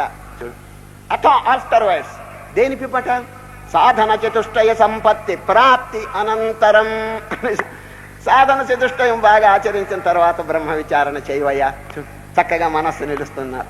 ఈ సాధన చతుష్టయ సంపత్తిలో వైరాగ్యం అనేది కీలక స్థానం అని. నిత్యానిత్య వస్తు వివేకం. ఈ పారిభాషిక పదాలు తీసేసి చెప్తాను సులభంగా. వివేకము, వైరాగ్యము, ఇంద్రియ నిగ్రహము, మోక్షేచ్ఛ. ఈ 4 కనుక మనం సంపాదించుకుంటే ఇంకా కరతలామలకం అయిపోతుంది. ఇంకా బ్రహ్మ విచారణ ఏమిటండి, దానంతటదే వస్తుందండి. సరే, అథాతో బ్రహ్మ జిజ్ఞాస. ఇప్పుడు అర్జునుడు కలిగింది ఏమిటంటే దీనిలో ఈ 4 వైరాగ్యం. ఈ వైరాగ్యం అనేది ఎప్పుడు కలుగుతుందో ఇక మనస్సు ఎక్కడికి పరిగెత్తుతుంది చెప్పండి? బాహ్యమంత శూన్యము తుచ్చము అని చెప్పి అనుకున్నప్పుడు ఏమండి వెళ్తుందా చెప్పండి? చిన్న దృష్టాంతం, మన శాస్త్రంలో చెప్పిన దృష్టాంతం అండి. ఒక సముద్రపు రేవు ఉన్నదండి. ఆ రేవు దగ్గర ఒక పడవ ఉందండి. పడవ దానికి తెరచాప కట్టడానికి పెద్ద కర్ర ఉందండి. మధ్యలో పెద్ద కర్ర, పొడుగాటి కర్ర, ఎందుకంటే తెరచాప కట్టడానికి. అది దాంట్లో ఒక ఇంజన్ ఉందండి, స్టీమ్ ఇంజన్. ఆ స్టీమ్ ఇంజన్ స్టార్ట్ చేశారండి. స్టార్ట్ చేస్తే పడవ మంచి వేగంతో సముద్రంలోకి వెళ్ళిపోయిందండి. వెళ్ళక పూర్వం ఒడ్డు నన్ను చూడండి, ఆ కర్ర పైన ఒక కాకి వాలిందండి. ఒక కాకి వచ్చి దాని మీద వాలింది. ఇది స్టార్ట్ అయిపోయింది, లోపలికి వెళ్ళిపోయింది. 4 మైళ్ళు వెళ్ళిందండి సముద్రంలో. అగాధమైనటువంటి సముద్రం 4 మైళ్ళు వెళ్ళిపోయింది. కాకి మాత్రం అక్కడే కూర్చుందండి, ఏది కర్ర పైన. దానికేం తెలుసు ఇది స్టార్ట్ అయిందని? పోయింది 4 మైళ్ళు మహా సముద్రం మధ్యలోకి వెళ్ళిపోయిందండి. అప్పుడు కాకి ఎగిరిపోదామా అనే అభిప్రాయం కలిగింది. ఎగిరిపోయిందండి. ఎక్కడ వాళ్తుంది? బయట అయితే ఒడ్డున ఇంటి మీదో చెట్టు మీదో ఎక్కడో అక్కడ వాళ్తుంది. కానీ మహాసముద్రపు ఒడ్డున ఎక్కడ వాళ్తుంది? కొంచెం దూరం ఎగిరి మళ్ళీ ఈ కర్ర మీద వచ్చి మళ్ళీ వాలిందండి. కర్ర ఒక్కటే శరణ్యం, ఇంకా ఏమీ లేదండి అక్కడ, చెట్టు లేదు పుట్ట లేదు. కొంచెం ఎగరటం, మళ్ళా కర్ర మీద వచ్చి వాలటం, ఏ విధంగా ప్రతిసారి ఎగరటం మళ్ళీ అక్కడ వాలటం. ఇది ఉపమానంగా చెప్పారండి పెద్దలు. నౌకాగ్ర కాకవత్ అన్నాడు. ఓ ముముక్షులారా, మీరు ఎట్లా ఉండాలి తెలుసునా? నౌకాగ్ర కాకవత్, ఆ కర్ర పైన ఉన్నటువంటి కాకి మోస్తరు ఉండాలి. అనగా ఎక్కడైనా వాలటానికి అవకాశం లేకుండా చేసుకోండి. ఎప్పుడు ఈ చూడండి, అన్ని వస్తువులు పంచ విషయాలు ఉన్నాయి చూడండి, శబ్ద స్పర్శ రూప రసగంధ. వీటి మీద వాళ్తుంటే ఇక మనస్సు ఆత్మ మీద ఎట్లా స్థాపన అవుతుంది? కనుక వాటి మీద వైరాగ్యం కలుగుంటే అది ఉపసంహరింపబడుతుంది. కాకి మోస్తరు. కాకి కర్ర మీద ఎప్పుడు వాళ్తుంది? చుట్టూ ఏమీ లేనప్పుడు. అదేవిధంగా మానవుడు కూడా తన చుట్టూ హీ మస్ట్ మేక్ వ్యాక్యూమ్. అది వ్యాక్యూమ్. ఇదంతా తుచ్చం, ఇదంతా అల్పం, ఎన్ని జన్మలో తిన్నాను, ఎన్ని జన్మలో తాగినాను, ఇది మన ఏమైనా ఉద్ధరిస్తుందా అనేటువంటి విచారణ చేయవలను. దాని చేత వైరాగ్యం కలుగుతుందండి.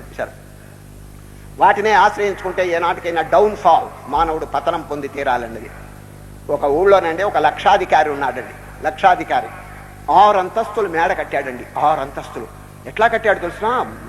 మయుడు మోస్తరు నిర్మాణం జరిగిందండి. అద్భుతంగా ఉందండి. ఆ ఊళ్ళో ఎవరికి అటువంటి మేడ లేదండి. ₹1,00,000 ఖర్చు పెట్టి ఆయన ఎందుకు కట్టాడు తెలిసిన? అందరూ దీన్ని చూడటానికి రావాలనో, నన్ను స్తోత్రం చేయాలి అనేటువంటి ఉద్దేశం అండి ఆయనకి. ప్రతివారు ఆ మేడ చూడటానికి వస్తున్నారండి.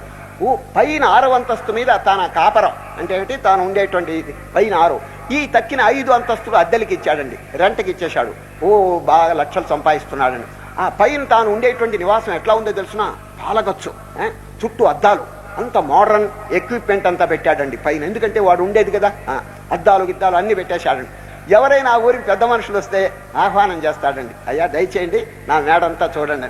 6 అంతస్తులు ఎక్కిన తర్వాత పైన అండి విజిటర్స్ బుక్ అని పెట్టుకున్నాడండి. విజిటర్స్ బుక్ అని ఏమండి అంతా చూచారు కదా, మీ అభిప్రాయం రాయండి పుస్తకంలోని బుక్ పెట్టుకున్నాడండి.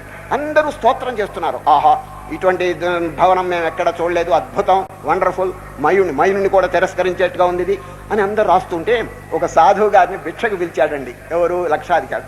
ఒక సాధు పైన 6 అంతస్తులు ఎక్కించి పైనండి భోజనం పెట్టాడండి సాధువు గారికి. భోజనం అంతా అయిన తర్వాత ఇష్టాగోష్ఠిగా మాట్లాడుతూ, సాధువు గారు నా మేడ చూచారని. చూడటమేంటి, భలే బాగా చూచానన్నాడు. మీ అభిప్రాయం ఉంటూ కొంచెం రాస్తారా పుస్తకంలో అన్నాడండి. నేను రాసేవాడిని కాదు, రాసే అలవాట్లేదు, కావాలంటే చెప్తాను నోటితో నా అభిప్రాయం. చెప్పండి అన్నాడు. ఇటువంటి భవనం నా జీవితంలో ఎక్కడ చూడలేదు, కానీ ఒక్క విషయం తలంచుకుంటే నాకు ఏడుపు వస్తున్నది, చెంతగా ఉంది అన్నాడు. ఏమిటన్నాడు? ఈ 6వ అంతస్తు మీద పైన ఎప్పుడైనా మీరు చనిపోతే మీ శవాన్ని దించటం కష్టం అన్నాడండి. ఎందుకంటే 6 అంతస్తులు దించితే ముందు దించేవాడు చస్తాడండి వాడు. అప్పుడు కళ్ళు తెరుచుకున్నాడండి. నారాయణ నారాయణ, నా వెంట వచ్చేది కాదే ఇది, నేను చచ్చిన తర్వాత దీన్ని కావిలించుకుని పరలోకానికి తీసుకుపోతానా అని ఆలోచన వచ్చేసింది. అంతవరకు ఆహా వెంట రావాల్సిందే ఇదంతా అని అనుకున్నాడండి సార్. ఎంత చక్కని బోధండి ఇది. Everything should be dropped here only sir. ఆ విషయం తెలుసుకుంటే ఎంత వైరాగ్యం కలుగుతుంది చెప్పండి. శాశ్వతంగా మన వెంట వచ్చేటువంటిది ఏమిటి చెప్పండి? మనం చేసిన ధర్మకార్యం, మనం చేసిన పుణ్యకార్యం, మనం చేసిన శుభకార్యం, ఇది వెంట వస్తుందండి. అదేవిధంగా దుష్టకార్యం, దోషకార్యం ఇవన్నీ కూడా వెంట వస్తాయి. పాపం పుణ్యం 2 వెంట వస్తాయండి. పాపాన్ని తగ్గించుకుని కంప్లీట్గా దులిపివేసి పుణ్యాన్ని వెంట తీసుకుపోవాలండి. అది మన యొక్క జీవిత కర్తవ్యం సార్. దీన్నే కనుక నమ్ముకుంటే ఈ లక్షాధికారి చూడండి ఏమైపోయిందా అని పని చెప్పండి. ఏమో తన వెంట వస్తుంది, ఇదంతా కూడా నేను వెంట తీసుకుపోతానని చెప్పి అనుకున్నాడు కదా, ఏమైపోయింది చెప్పండి. కనుక వైరాగ్యం అనేది అన్నిటికంటే చాలా ముఖ్యం అని చెప్పి గమనించండి. ఇప్పుడు అర్జునుడు తన యొక్క ఈ అనుభవం ద్వారా ఇటువంటి వాక్యములు వెల్లడి చేస్తే శ్రీకృష్ణ పరమాత్మ చాలా ఆనందపడుతున్నాడండి. ఆహాహా, భగవద్గీతకి దోహదం కలుగు చేశాడండి సార్. ఈ అర్జునుడితో ఎన్ని సంవత్సరాలు వీరు కలిసిమెలిసి ఉన్నారు చెప్పండి. కృష్ణుడు వీరెవరో తెలుసండి, సఖుడు, ఆప్తుడు, బంధువు అన్నీ కలిసి ఉన్నాయండి వీళ్ళిద్దరికి రిలేషన్స్. ఎవరికి? కృష్ణుడికి అర్జునుడికి. కానీ భగవద్గీత ఎందుకు చెప్పలేదు చెప్పండి. ఎన్నో ఇన్స్టెన్సెస్ ఉన్నాయి కదా, ఎన్నిసార్లు వీళ్ళిద్దరు కలుసుకున్నారు కదా, ఎవరు? అర్జునుడు, కృష్ణుడు. కానీ కృష్ణుడు ఎందుకు బోధ చెప్పలేదు చెప్పండి. Waiting for the opportunity. ఏమిటి ఆపర్చునిటీ చెప్పండి? వైరాగ్యం.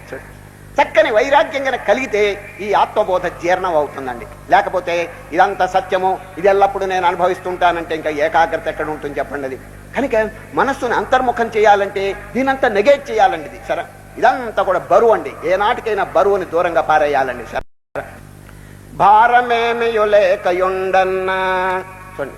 తత్వబోధ 108 తత్వాలు ఉన్నాయండి. ఇంకో చిన్న పుస్తకం తత్వబోధ, దాంట్లో చెప్పిన విషయం ఇదంతా. ఈ బయట వస్తువులు కానీ, సంకల్పములు కానీ, వృత్తులు కానీ, సంస్కారములు ఇవన్నీ లగేజ్, బరువు. ఎవరైనా ప్రయాణానికి పోతుంటే లగేజ్ ఎంత తగ్గించుకుంటే అంత మంచిదండి. ఏమండి, మీలో చాలా మంది ప్రయాణాలు చేశారు కదా, చూడండి. ఎప్పుడు లగేజ్తో ఎంత బరువుతో కనుక పోతే అంత హోప్లెస్గా ఉంటుందండి. ఏది? ఆ ప్రయాణం. శాంతి సుఖం ఉండదండి. ఇప్పుడు చూడండి, ఈ మధ్య ఒక ఆయన బద్రీనాథ్కి యాత్ర కట్టాడండి. బద్రీనాథ్ ఎట్లా పోయినాడు తెలుసండి?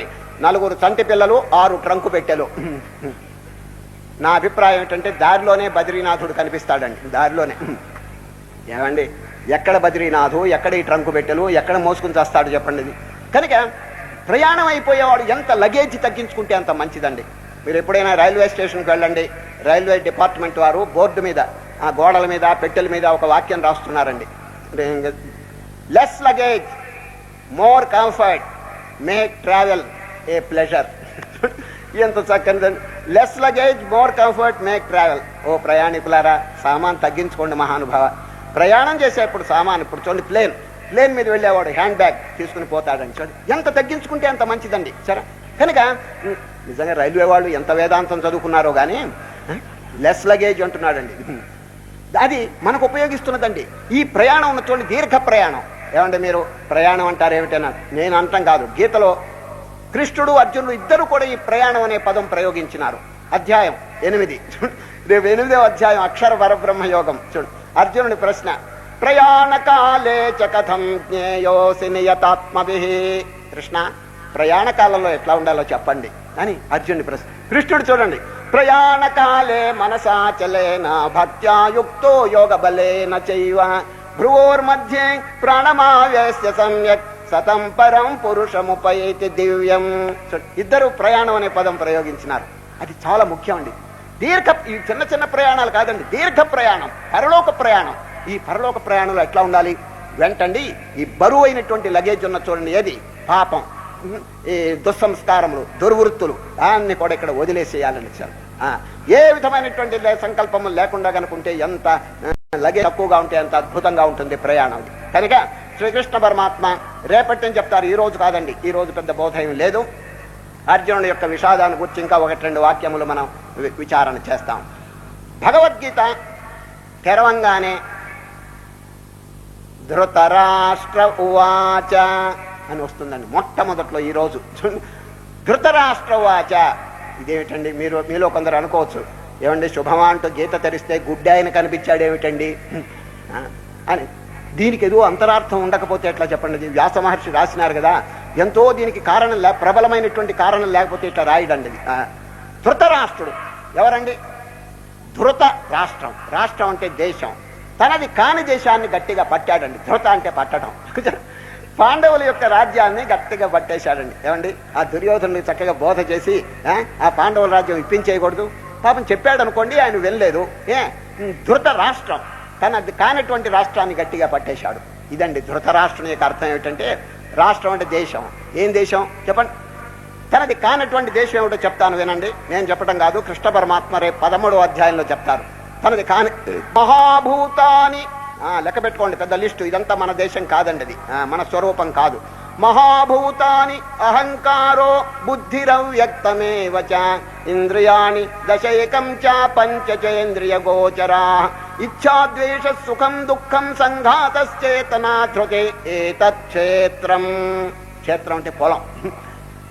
ఏమండి, పొలం ఎక్కడుంది? మీ పొలం ఊరు బయట ఉన్నది. మీరు దాంతో కలిసిపోతున్నారా? లేదు కదా. అప్పుడప్పుడు వెళ్ళి దాన్ని దున్నించడం, పెట్టించడం, సూపర్వైజ్ చేస్తుంటారు. అదేవిధంగా ఈ దృశ్యం అంతైను, ఈ శరీరము, మనస్సు, బుద్ధి, ఇంద్రియములు, ప్రపంచం మన స్వరూపం కాదు. ఇది క్షేత్రం, పొలం. మనం ఎవరో క్షేత్రజ్ఞ. ఈ పొలాన్ని తెలుసుకునేటువంటి విట్నెస్. ఇప్పుడు చూడండి, ఇక్కడ సభ జరుగుతున్నది. లైట్ ఎట్లా ఉన్నదో చూడండి. లైట్ ఎట్లా ఉంది? మనంతా ప్రకాశింపజేస్తున్నది. మనం నవ్వినాం అనుకోండి, లైటు నవ్వదు. మనం ఇక్కడ దుఃఖపడ్డాం అనుకోండి, లైటు దుఃఖపడదు. మనందరినీ ప్రకాశింపజేస్తూ ఇక్కడ జరిగేటువంటి వికారములతో ఏమి సంబంధం లేకుండా లైట్ ఉన్నదండి. అదేవిధంగా మనలో ఆత్మ ప్రకాశిస్తున్నది. కన్ను చూస్తున్నది, చెవి వింటున్నది, మనసు ఆలోచిస్తున్నది, కానీ ఆత్మ ఏమి సంబంధం లేదు. రేపు వస్తుందో శ్లోకం. పశ్యన్ శృణ్వన్ స్పృశన్ జిఘ్రన్ అస్నన్ గచ్చన్ స్వపన్ శ్వసన్ ప్రలపన్ విసృజన్ గృహన్ ఉన్మిషన్ నిమిషన్ అపి ఇంద్రియాణింద్రియార్థేషు వర్తంత ఇతి ధారయన్. అర్జున, ఇంద్రియములు ఆయా పనులు చేసుకుంటున్నాయి. ఏ శక్తి వల్ల? వెనక బ్యాక్గ్రౌండ్లో ఒక మహత్తరమైనటువంటి సచ్చిదానంద స్వరూపం. అది కనుక లేకపోతే ఇంద్రియములు పని చేయవులండి. సరే, మహావాక్యం గురించి మన శాస్త్రంలో ఏమన్నా తెలుసు? మహావాక్యం అంటే ప్రజ్ఞానం బ్రహ్మ. ప్రజ్ఞానం బ్రహ్మ అనే మహావాక్యానికి దానికి వివరణ చూడండి. ప్రజ్ఞానం అంటే ఏమిటి తెలుసిన? ఏనేక్షతే శృణోతీదం జిఘ్రతి వ్యాకరోతి చ స్వాద్వస్వాదు విజానాతి తత్ప్రజ్ఞానముదీరితం. దేని చేత కన్ను చూస్తున్నదో అది ప్రజ్ఞ, దేని చేత చెవి వింటున్నదో అది ప్రజ్ఞ. చిన్న ఉపమానం చెప్తే మీకు అర్థమవుతుంది. సినిమా చూడండి, ఒక తెరగుడ్డ ఉంటుందండి. ఆ తెరగుడ్డ మీద వెనక ఫోకస్ చేస్తాడు, లైట్ ఫోకస్ చేస్తాడు. మధ్యలో ఒక రీల్ పోతూ ఉంటుందండి. సరే, ఈ రీలు వెనక లైట్ ఉంటుంది. ఈ లైట్ రీల్ మీద పడి ఆ తెర మీద అండి చక్కని బొమ్మ కనిపిస్తుంది. చూచారు? ఆ తెర మీద వచ్చే బొమ్మలన్నిటికీ కారణం ఏమిటి తెలుసండి? లైట్ అండి. సరే, వెనక బ్యాక్గ్రౌండ్ లో కనుక లైట్ లేకపోతే you cannot see the pictures. ఆ పిక్చర్స్ దర్శనమే కాదండి అది. అన్నిటికంటే ముఖ్యం ఏమిటి తెలుసు? నా సినిమాలో బ్యాక్గ్రౌండ్ లో ఉన్నటువంటి లైట్ అండి. సరే, ప్రజ్ఞానం బ్రహ్మ. ప్రజ్ఞానం బ్రహ్మ అనే మహావాక్యానికి దానికి వివరణ చూడండి. ప్రజ్ఞానం అంటే ఏమిటి తెలుసునా? ఏనేక్షతే శృణోతీదం జిఘ్రతి వ్యాకరోతి చ స్వాద్వస్వాదు విజానాతి తత్ప్రజ్ఞానముదీరితం. దేని చేత కన్ను చూస్తున్నదో అది ప్రజ్ఞ, దేని చేత చెవి వింటున్నదో అది ప్రజ్ఞ. చిన్న ఉపమానం చెప్తే మీకు అర్థమవుతుంది. సినిమా చూడండి, ఒక తెరగుడ్డ ఉంటుందండి. ఆ తెరగుడ్డ మీద వెనక ఫోకస్ చేస్తాడు, లైట్ ఫోకస్ చేస్తాడు. మధ్యలో ఒక రీల్ పోతూ ఉంటుందండి. సరే, ఈ రీలు వెనక లైట్ ఉంటుంది. ఈ లైట్ రీల్ మీద పడి ఆ తెర మీద అండి చక్కని లైట్ అండి. సరే, వెనక బ్యాక్గ్రౌండ్ లో కనుక లైట్ లేకపోతే you cannot see the pictures. ఆ పిక్చర్స్ దర్శనమే కాదండి అది. అన్నిటికంటే ముఖ్యం ఏమిటి తెలుసు? నా సినిమాలో బ్యాక్గ్రౌండ్ లో ఉన్నటువంటి లైట్ అండి. సరే, అదేవిధంగా ఈ జగత్తును అంతటికి ఈ సినిమా మనం చూస్తున్నాం. ఈ సినిమా దేని వల్ల వస్తుంది చెప్పండి? రీల్ అంటే ఏమిటి? మనస్సు.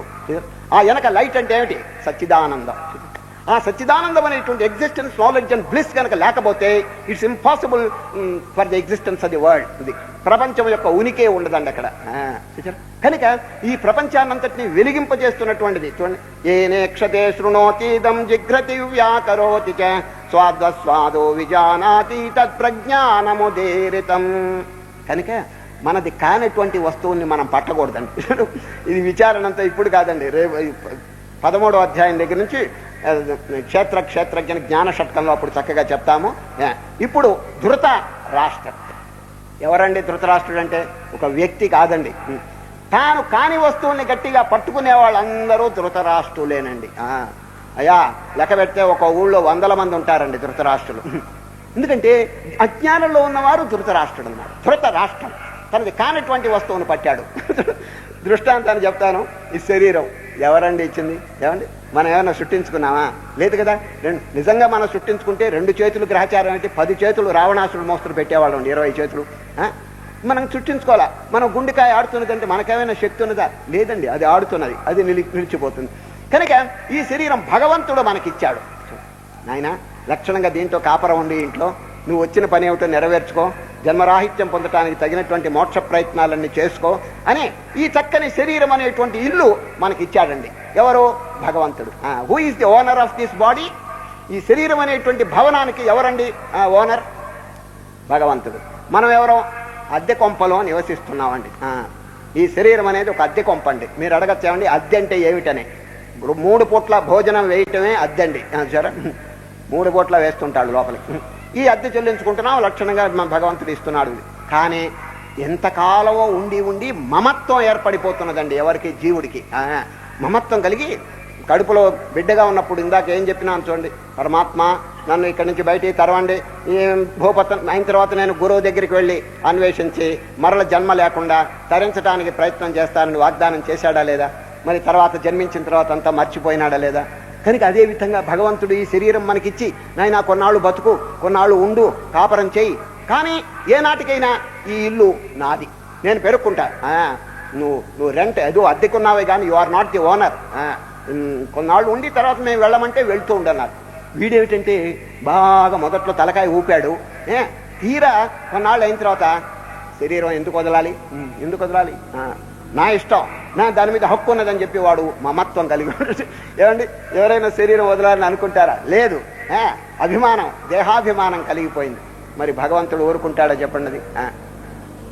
అద్దె కొంపలో ఉన్నవాడు వెళ్ళు అంటే వెళ్ళకపోతే ఓనర్ ఏం చేస్తాడు చెప్పండి? నోటీస్ ఇస్తాడు, నోటీస్. అదేవిధంగా భగవంతుడు కొంతకాలం నాయన ఈ శరీరం అనేటువంటి ఇంట్లో, నా యొక్క ఇంట్లో నువ్వు నివసించు, తర్వాత ఈ శరీరం నాకు ఇచ్చేయాల్సిందే, ఐ ఆమ్ ది ఓనర్. ఊరికే రెంట్లో ఉండే అద్దెకున్నటువంటి వాడే కానీ ఓనర్ కాదని చెప్పి భగవంతుడు చెప్పనే చెప్తున్నాడు. కానీ వీడు అజ్ఞానం చేత దాంతో అభిమానం పొందిపోయి నేను వదలను. వెంటనే నోటీస్ పంపిస్తున్నాడు భగవంతుడు. ఫస్ట్ నోటీస్ ఏమిటి తెలుసండి? కంటికి చత్వారం వస్తుందండి. చత్వారం, ఎవరికైనా చత్వారం వస్తే first notice from God to quit this body. కొంచెం బాగా ఆలోచించుకోండి. ఎవరికైనా చత్వారం వస్తే రిపేర్ చేయించుకోవటం మంచిదే, కానీ ఈ భావన కొంచెం మనసులో పెట్టుకోండి. ఏ నాటికైనా శరీరం మంది కాదు. నిజంగా మన శరీరం అయితే చత్వారం ఎందుకు వస్తుంది మనకి? మనం ఎందుకు రప్పించుకుంటాం చెప్పండి? వీడికేమిటండి వాడు ఒకటేమో అయ్యా ఐ స్పెషలిస్ట్ ఉన్నంత వరకు నాకేం ఠోకా లేదంటాడండి వాడు.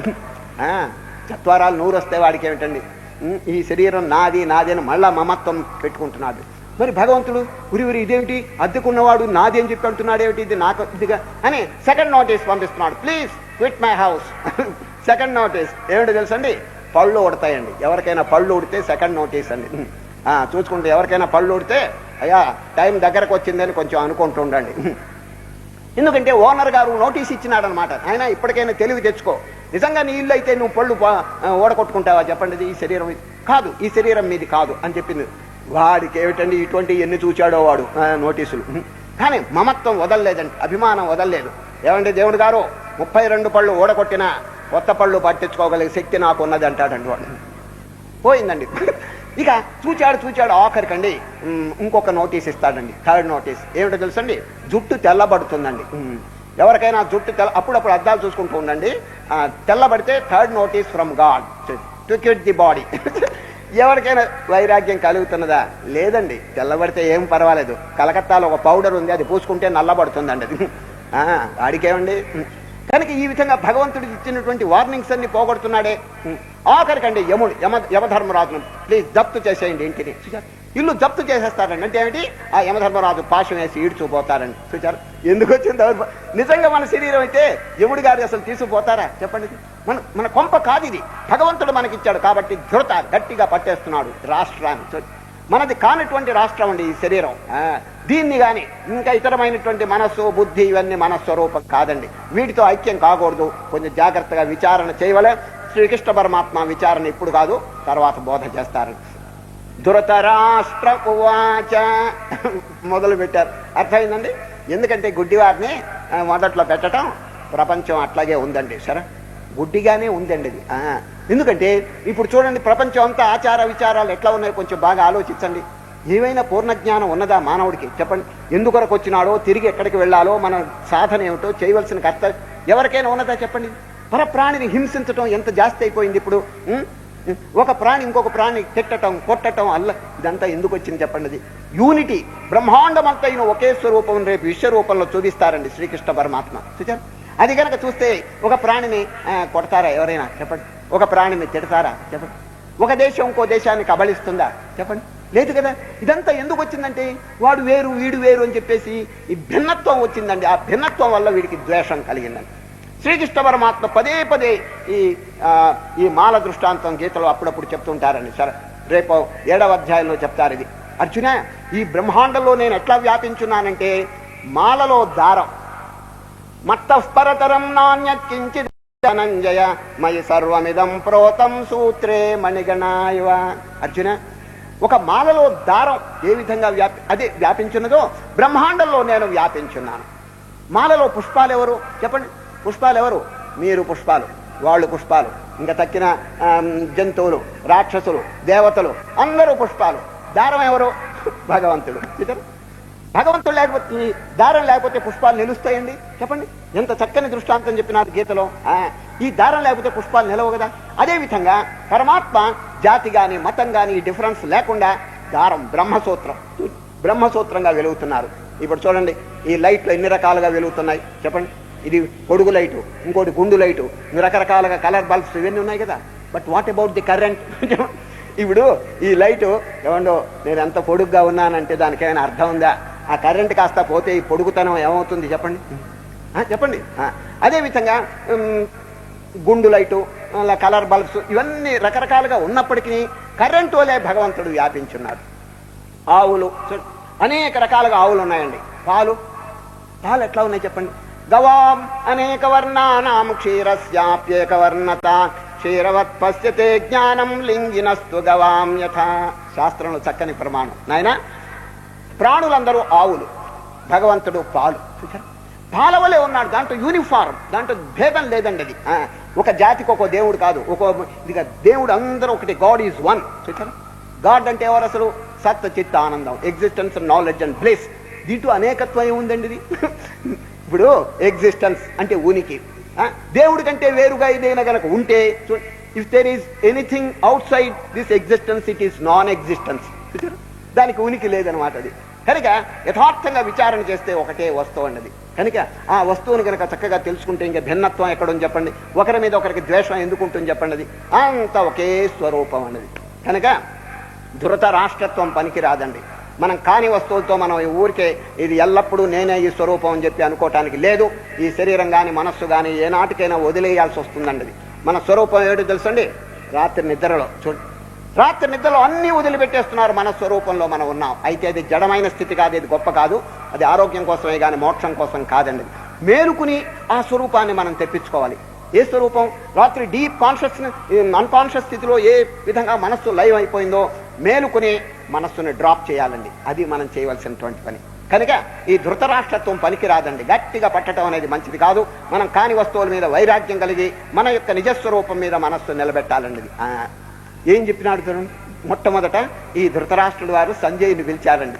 సంజయుని పిలిచి, సంజయ యుద్ధంలో ఏమేం జరిగిందో కొంచెం చెప్పవయ్యా మహానుభావ అన్నాడండి. ఈ సంజయునికి ఎట్లా తెలుసని మీరు అడగచ్చు.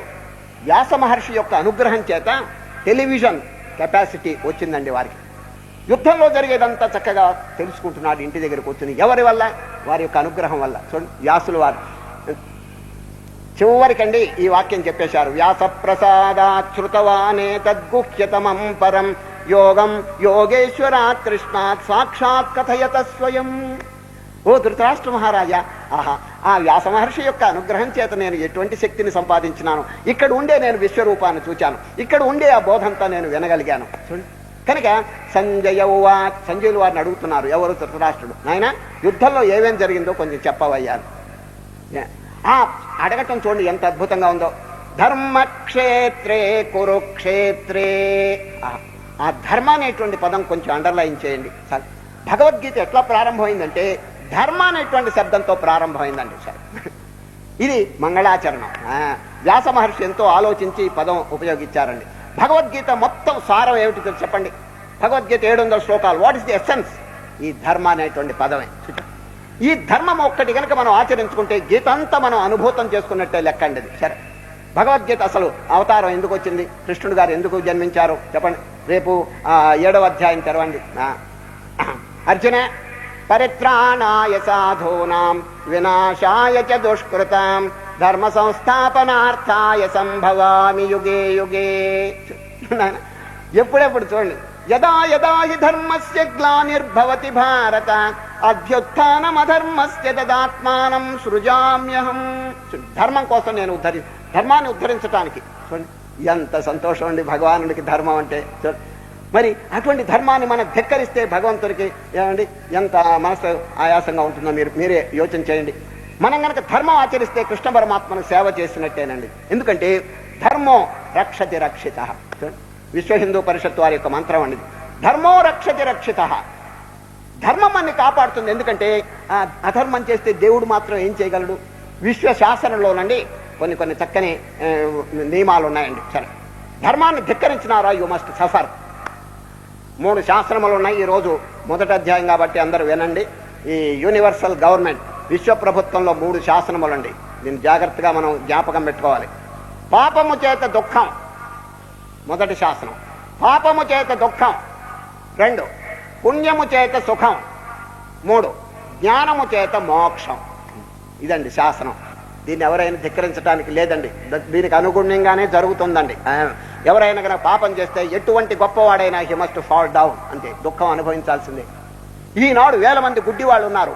ఏమండి, మనకేదో భగవంతుడు నేత్రాలు ఇచ్చాడు. ఈ డిఫరెన్స్ ఎందుకు వచ్చింది చెప్పండి? Is God partial? దేవునికి పక్షపాతం ఉందా? లేదు. అందరు ఇంపార్షల్, అందరి మీద సమభావన ఉంది. చూడండి, సమోహం సర్వభూతేషు నమే ద్వేష్యోస్తి న ప్రియ. గీతలో చెప్తారు, అర్జున నాకు అన్ని ప్రాణుల మీద సమభావన ఉంది. మరి వాడు గుడ్డిగా ఎందుకు పుట్టాడు? అక్కడ పందిగా పుట్టింది ఒక ప్రాణి, ఇంకొకటి చీమగా పుట్టింది. కారణం ఏమిటి చెప్పండి? వారు చేసుకున్నటువంటి కర్మ. చూడండి, ఆ కర్మ ప్రకారం ఈ కర్మదేవతలు డివైడ్ చేస్తుంటారు, అంతే, ఇంకేం లేదండి. అది ఏనాడైనా ఒకడు దొంగతనం చేస్తే వాడు హీనమైనటువంటి జన్మలో పుడతాడండి. ఈ విధంగా కర్మ సిద్ధాంతం తప్ప ఇంకేమీ లేదండి. భగవంతునికి అందరి మీద కరుణ ఉన్నదండి. కనుక మన ఉద్ధరించేది ఏమిటి చెప్పండి? మన ధర్మం. కనుకనే ఈ భగవద్గీతని అమూల్యమైనటువంటి గ్రంథము ఎట్లా ప్రారంభమైందంటే ధర్మక్షేత్రే కురుక్షేత్రే. ధర్మం. మరి ఎవరికైనా సందేహం వస్తే what is the essence of Bhagavad Gita అనేటువంటి ప్రశ్న కనుక వస్తే గీత యొక్క సారం అంతా అని మొదటి పదం చాలా ధర్మం. అది మన జీవితం కనుక ధర్మమయంగా పెట్టుకుంటే ఇంకా అదే చాలండి. అది ఆ ధర్మాన్ని ధిక్కరిస్తే దేవుడు ఏం చేయగలడు చెప్పండి. ఆనాడు ద్రౌపదీదేవి అండి కౌరవ సభలో ఒక దుర్మార్గుడు జుట్టు పట్టుకుని సభలోకి తీసుకొచ్చాడండి. మీకు తెలుసు కదా కథ అంతా. ఎవరండి ఆయన పేరు ఏమిటి చెప్పండి? ఆ దుర్మార్గుని పేరు దుశ్శాసనుడు. దుశ్శాసనుడు ద్రౌపది యొక్క జుట్టు పట్టుకుని కౌరవ సభలోకి తీసుకొచ్చాడండి. తీసుకొస్తే అక్కడ అందరూ పెద్దవాళ్ళు ఉన్నారండి. ఇది పంచపాండవులు అక్కడే ఉన్నారు, భీష్ముడు అక్కడే ఉన్నారు. కానీ ఎవరు అందరూ మౌనంగానే ఉన్నారండి. ఎవరు కాపాడేది? ఈ అమ్మగారు దిక్కులేని వారికి దేవుడే దిక్కని ఒకసారి ప్రార్థన చేసిందండి. ఎవరినే? కృష్ణ పరమ. కృష్ణ పాహిమాం పాహిమాం. వెంటనే కృష్ణుడు సహాయం అందివ్వలేదండి. అందివ్వలేదు. డిపార్ట్మెంట్తో మాట్లాడుతున్నాడండి. ఏది? యూనివర్సల్ డిపార్ట్మెంట్తో. దీనికి కర్మ సంబంధమైన పెద్ద డిపార్ట్మెంట్ ఉందండి. కర్మదేవతలు వీళ్ళు వారి head of the superintendent office ఉన్నాను వారితో మాట్లాడుతున్నారు. ఎవరు? కృష్ణుడు గారు. అయ్యా సూపరింటెండెంట్ గారు, కర్మ డిపార్ట్మెంట్ సూపరింటెండెంట్ గారు, ద్రౌపదీదేవి ఈ జన్మలో కానీ పూర్వజన్మలో కానీ ఏదైనా పుణ్యం చేసిందా, ధర్మం చేసిందా చూడండి అన్నాడండి. చూడండి, వెంటనే ఈ చీరలు ఈ సహాయం వెంటనే అందివ్వలేదండి. ముందు డిపార్ట్మెంట్తో మాట్లాడుతున్నాడు. కర్మదేవతలు వెంటనే తిరగదీశారండి ఈ ద్రౌపది యొక్క చరిత్ర అంతా. పూర్వజన్మలో ఒక చిన్న గుడ్డ పీలిక ఒక సాధువు గారికి దానం చేసిందండి. అది రికార్డ్ అయిందండి. ఎక్కడ? ఆమె యొక్క చరిత్రలో. వెంటనే వాళ్ళు రిప్లై చేసినారు, ఏవో కృష్ణ పరమాత్మ పూర్వజన్మలో ద్రౌపదీదేవి ఒక సాధువు గారికి ఒక చిన్న గుడ్డ పీలిక సహాయం చేసింది. చాలు. చూడు, కృష్ణుడు చాలా ఆనందపడ్డాడు. సఫిషియంట్, చాలు. ఆ చిన్న గుడ్డ పీలిక అక్షయమైపోవుగాక అనేశాడు. అదే తండోపతండంగా చీరులుగా వచ్చి ఈ అమ్మగారిని కాపాడిందండి. చూసారు, నిజంగా ఆనాడు గనక ద్రౌపదీదేవి ఆ చిన్న గుడ్డ పీలికి దానం చెయ్యకపోతే ఈనాడు పాహిమాం పాహిమాం అంటే కృష్ణుడు ఏమనేవారు? I am sorry అనేవారండి. అంతే. ఏం చేశారు చెప్పండి? ధర్మం చేయకపోతే. ఇప్పుడు ద్రౌపదీదేవిని రక్షించింది ఎవరో తెలిసిన? ధర్మో రక్షతి రక్షిత. ఆ ధర్మం అనేది కాపాడిందండి. కనుక భగవద్గీత ధర్మం అనేటువంటి పదంతో ప్రారంభించడం చాలా అద్భుతమైనటువంటి విషయం. గీత యొక్క సారం అంతా కూడా మనకి దీంతోనే జీర్ణం అయిపోతుందండి. దీన్ని కనుక ఆచరణలో పెడితే. ధర్మక్షేత్రే, ఈ క్షేత్రం చూడండి, ఈ శరీరము ఉపాధి అనేటువంటి క్షేత్రాన్ని ఎట్లా తయారు చేసుకోవాలంటే ధర్మక్షేత్రంగా తయారు చేసుకోవాలి. చూచారు, మనం బాగా ప్రతిరోజు ఇంట్రాస్పెక్షన్, ఆత్మ పరిశోధన చేయాలండి. సరే, మీరు ధ్యానం అంటే ఏదో జపమాలు పెట్టి జపం చేయటం వెళ్ళిపోవటం అట్లా కాదండి. ఇది ధ్యానం అంటే మీరు జపం చేయండి, పారాయణం చేయండి, అంతా అయిన తర్వాత పారాయణ పుస్తకం అక్కడ పెట్టండి, జపమాలు అక్కడ పెట్టండి. 5 minutes ఇంట్రాస్పెక్షన్, ఆత్మ పరిశోధన. In what situation is my mind? ఇది నా మనస్సు ఏ స్థితిలో ఉంది? రజోగుణమా, తమోగుణమా, సత్వగుణమా, ఏవైనా దుర్గుణాలా, సద్గుణాలా అని చెప్పి చక్కగా విచారించాలండి. సరే, ఏదైనా కనుక దుర్గుణాలు ఉంటే దాన్ని వెంటనే పారద్రోలటానికి ప్రయత్నం చేయాలండి. సరే, దుర్గుణం కనుక ఈనాడు వస్తే రేపు కూడా దాన్ని పేరబెట్టబాకండి. వెంటనే దాన్ని సద్గుణం చేత తీసి అవతల బారేయాలి. లేకపోతే హృదయం కల్మషభూయిష్టం అయిపోతుంది, మనకు అపకారం చేస్తుందండి అది. సరే, ధర్మ అనేటువంటి పదం ఈ రోజు మొదట్లో వచ్చింది కాబట్టి అందరూ జ్ఞాపకం పెట్టుకోండి. భగవంతుడు దేనికి అవతరించినాడంటే ధర్మోద్ధరణ కోసం అవతరించినారు. కాబట్టి వారికి ఇష్టమైనటువంటి పని ఏమిటంటే మనం ధర్మమును ఆచరించటం.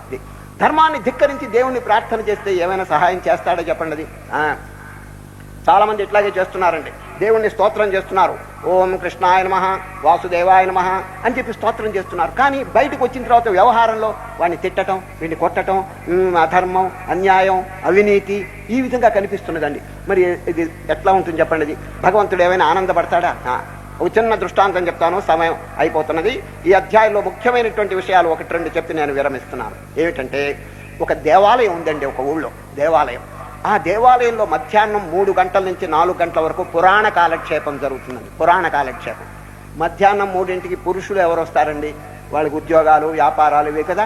పురుషులు ఎవ్వరూ రావటం లేదండి పురాణానికి. స్త్రీలు ఉదయం పూట వంటంతా పూర్తయి ఖాళీగా ఉంటారు స్త్రీలు.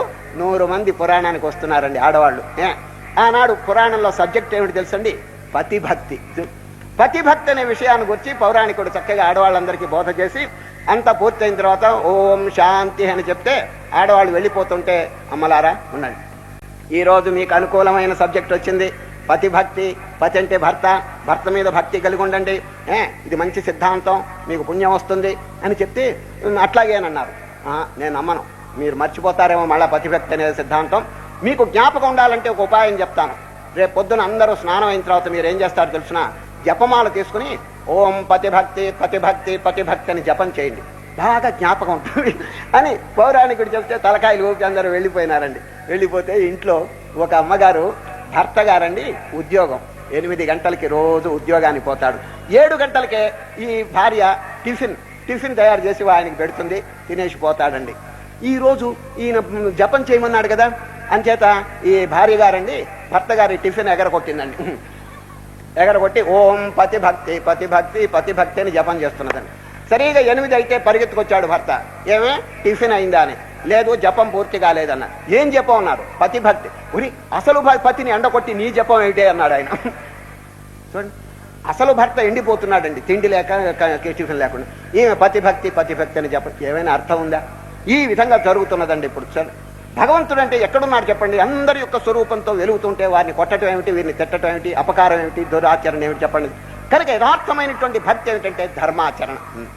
ధర్మాచరణ చేస్తే భగవంతుడు ఎంతో ఆనందపడతాడండి. కనుక ఈ రోజు మొట్టమొదటి ధర్మం అనేటువంటి పదంతో ప్రారంభమైంది కాబట్టి మన జీవితాన్ని ధర్మమయంగా చేసుకుంటామండి.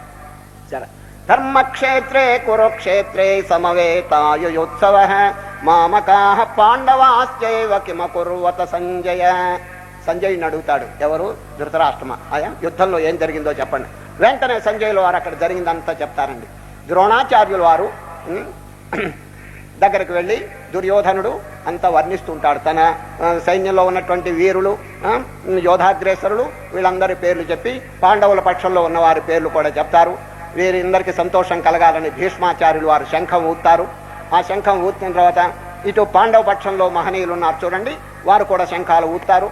కృష్ణ పరమాత్మ పాంచజన్యం చూడండి, పాంచజన్యం అనేటువంటి శంఖాన్ని కృష్ణుడు ఊదాలండి.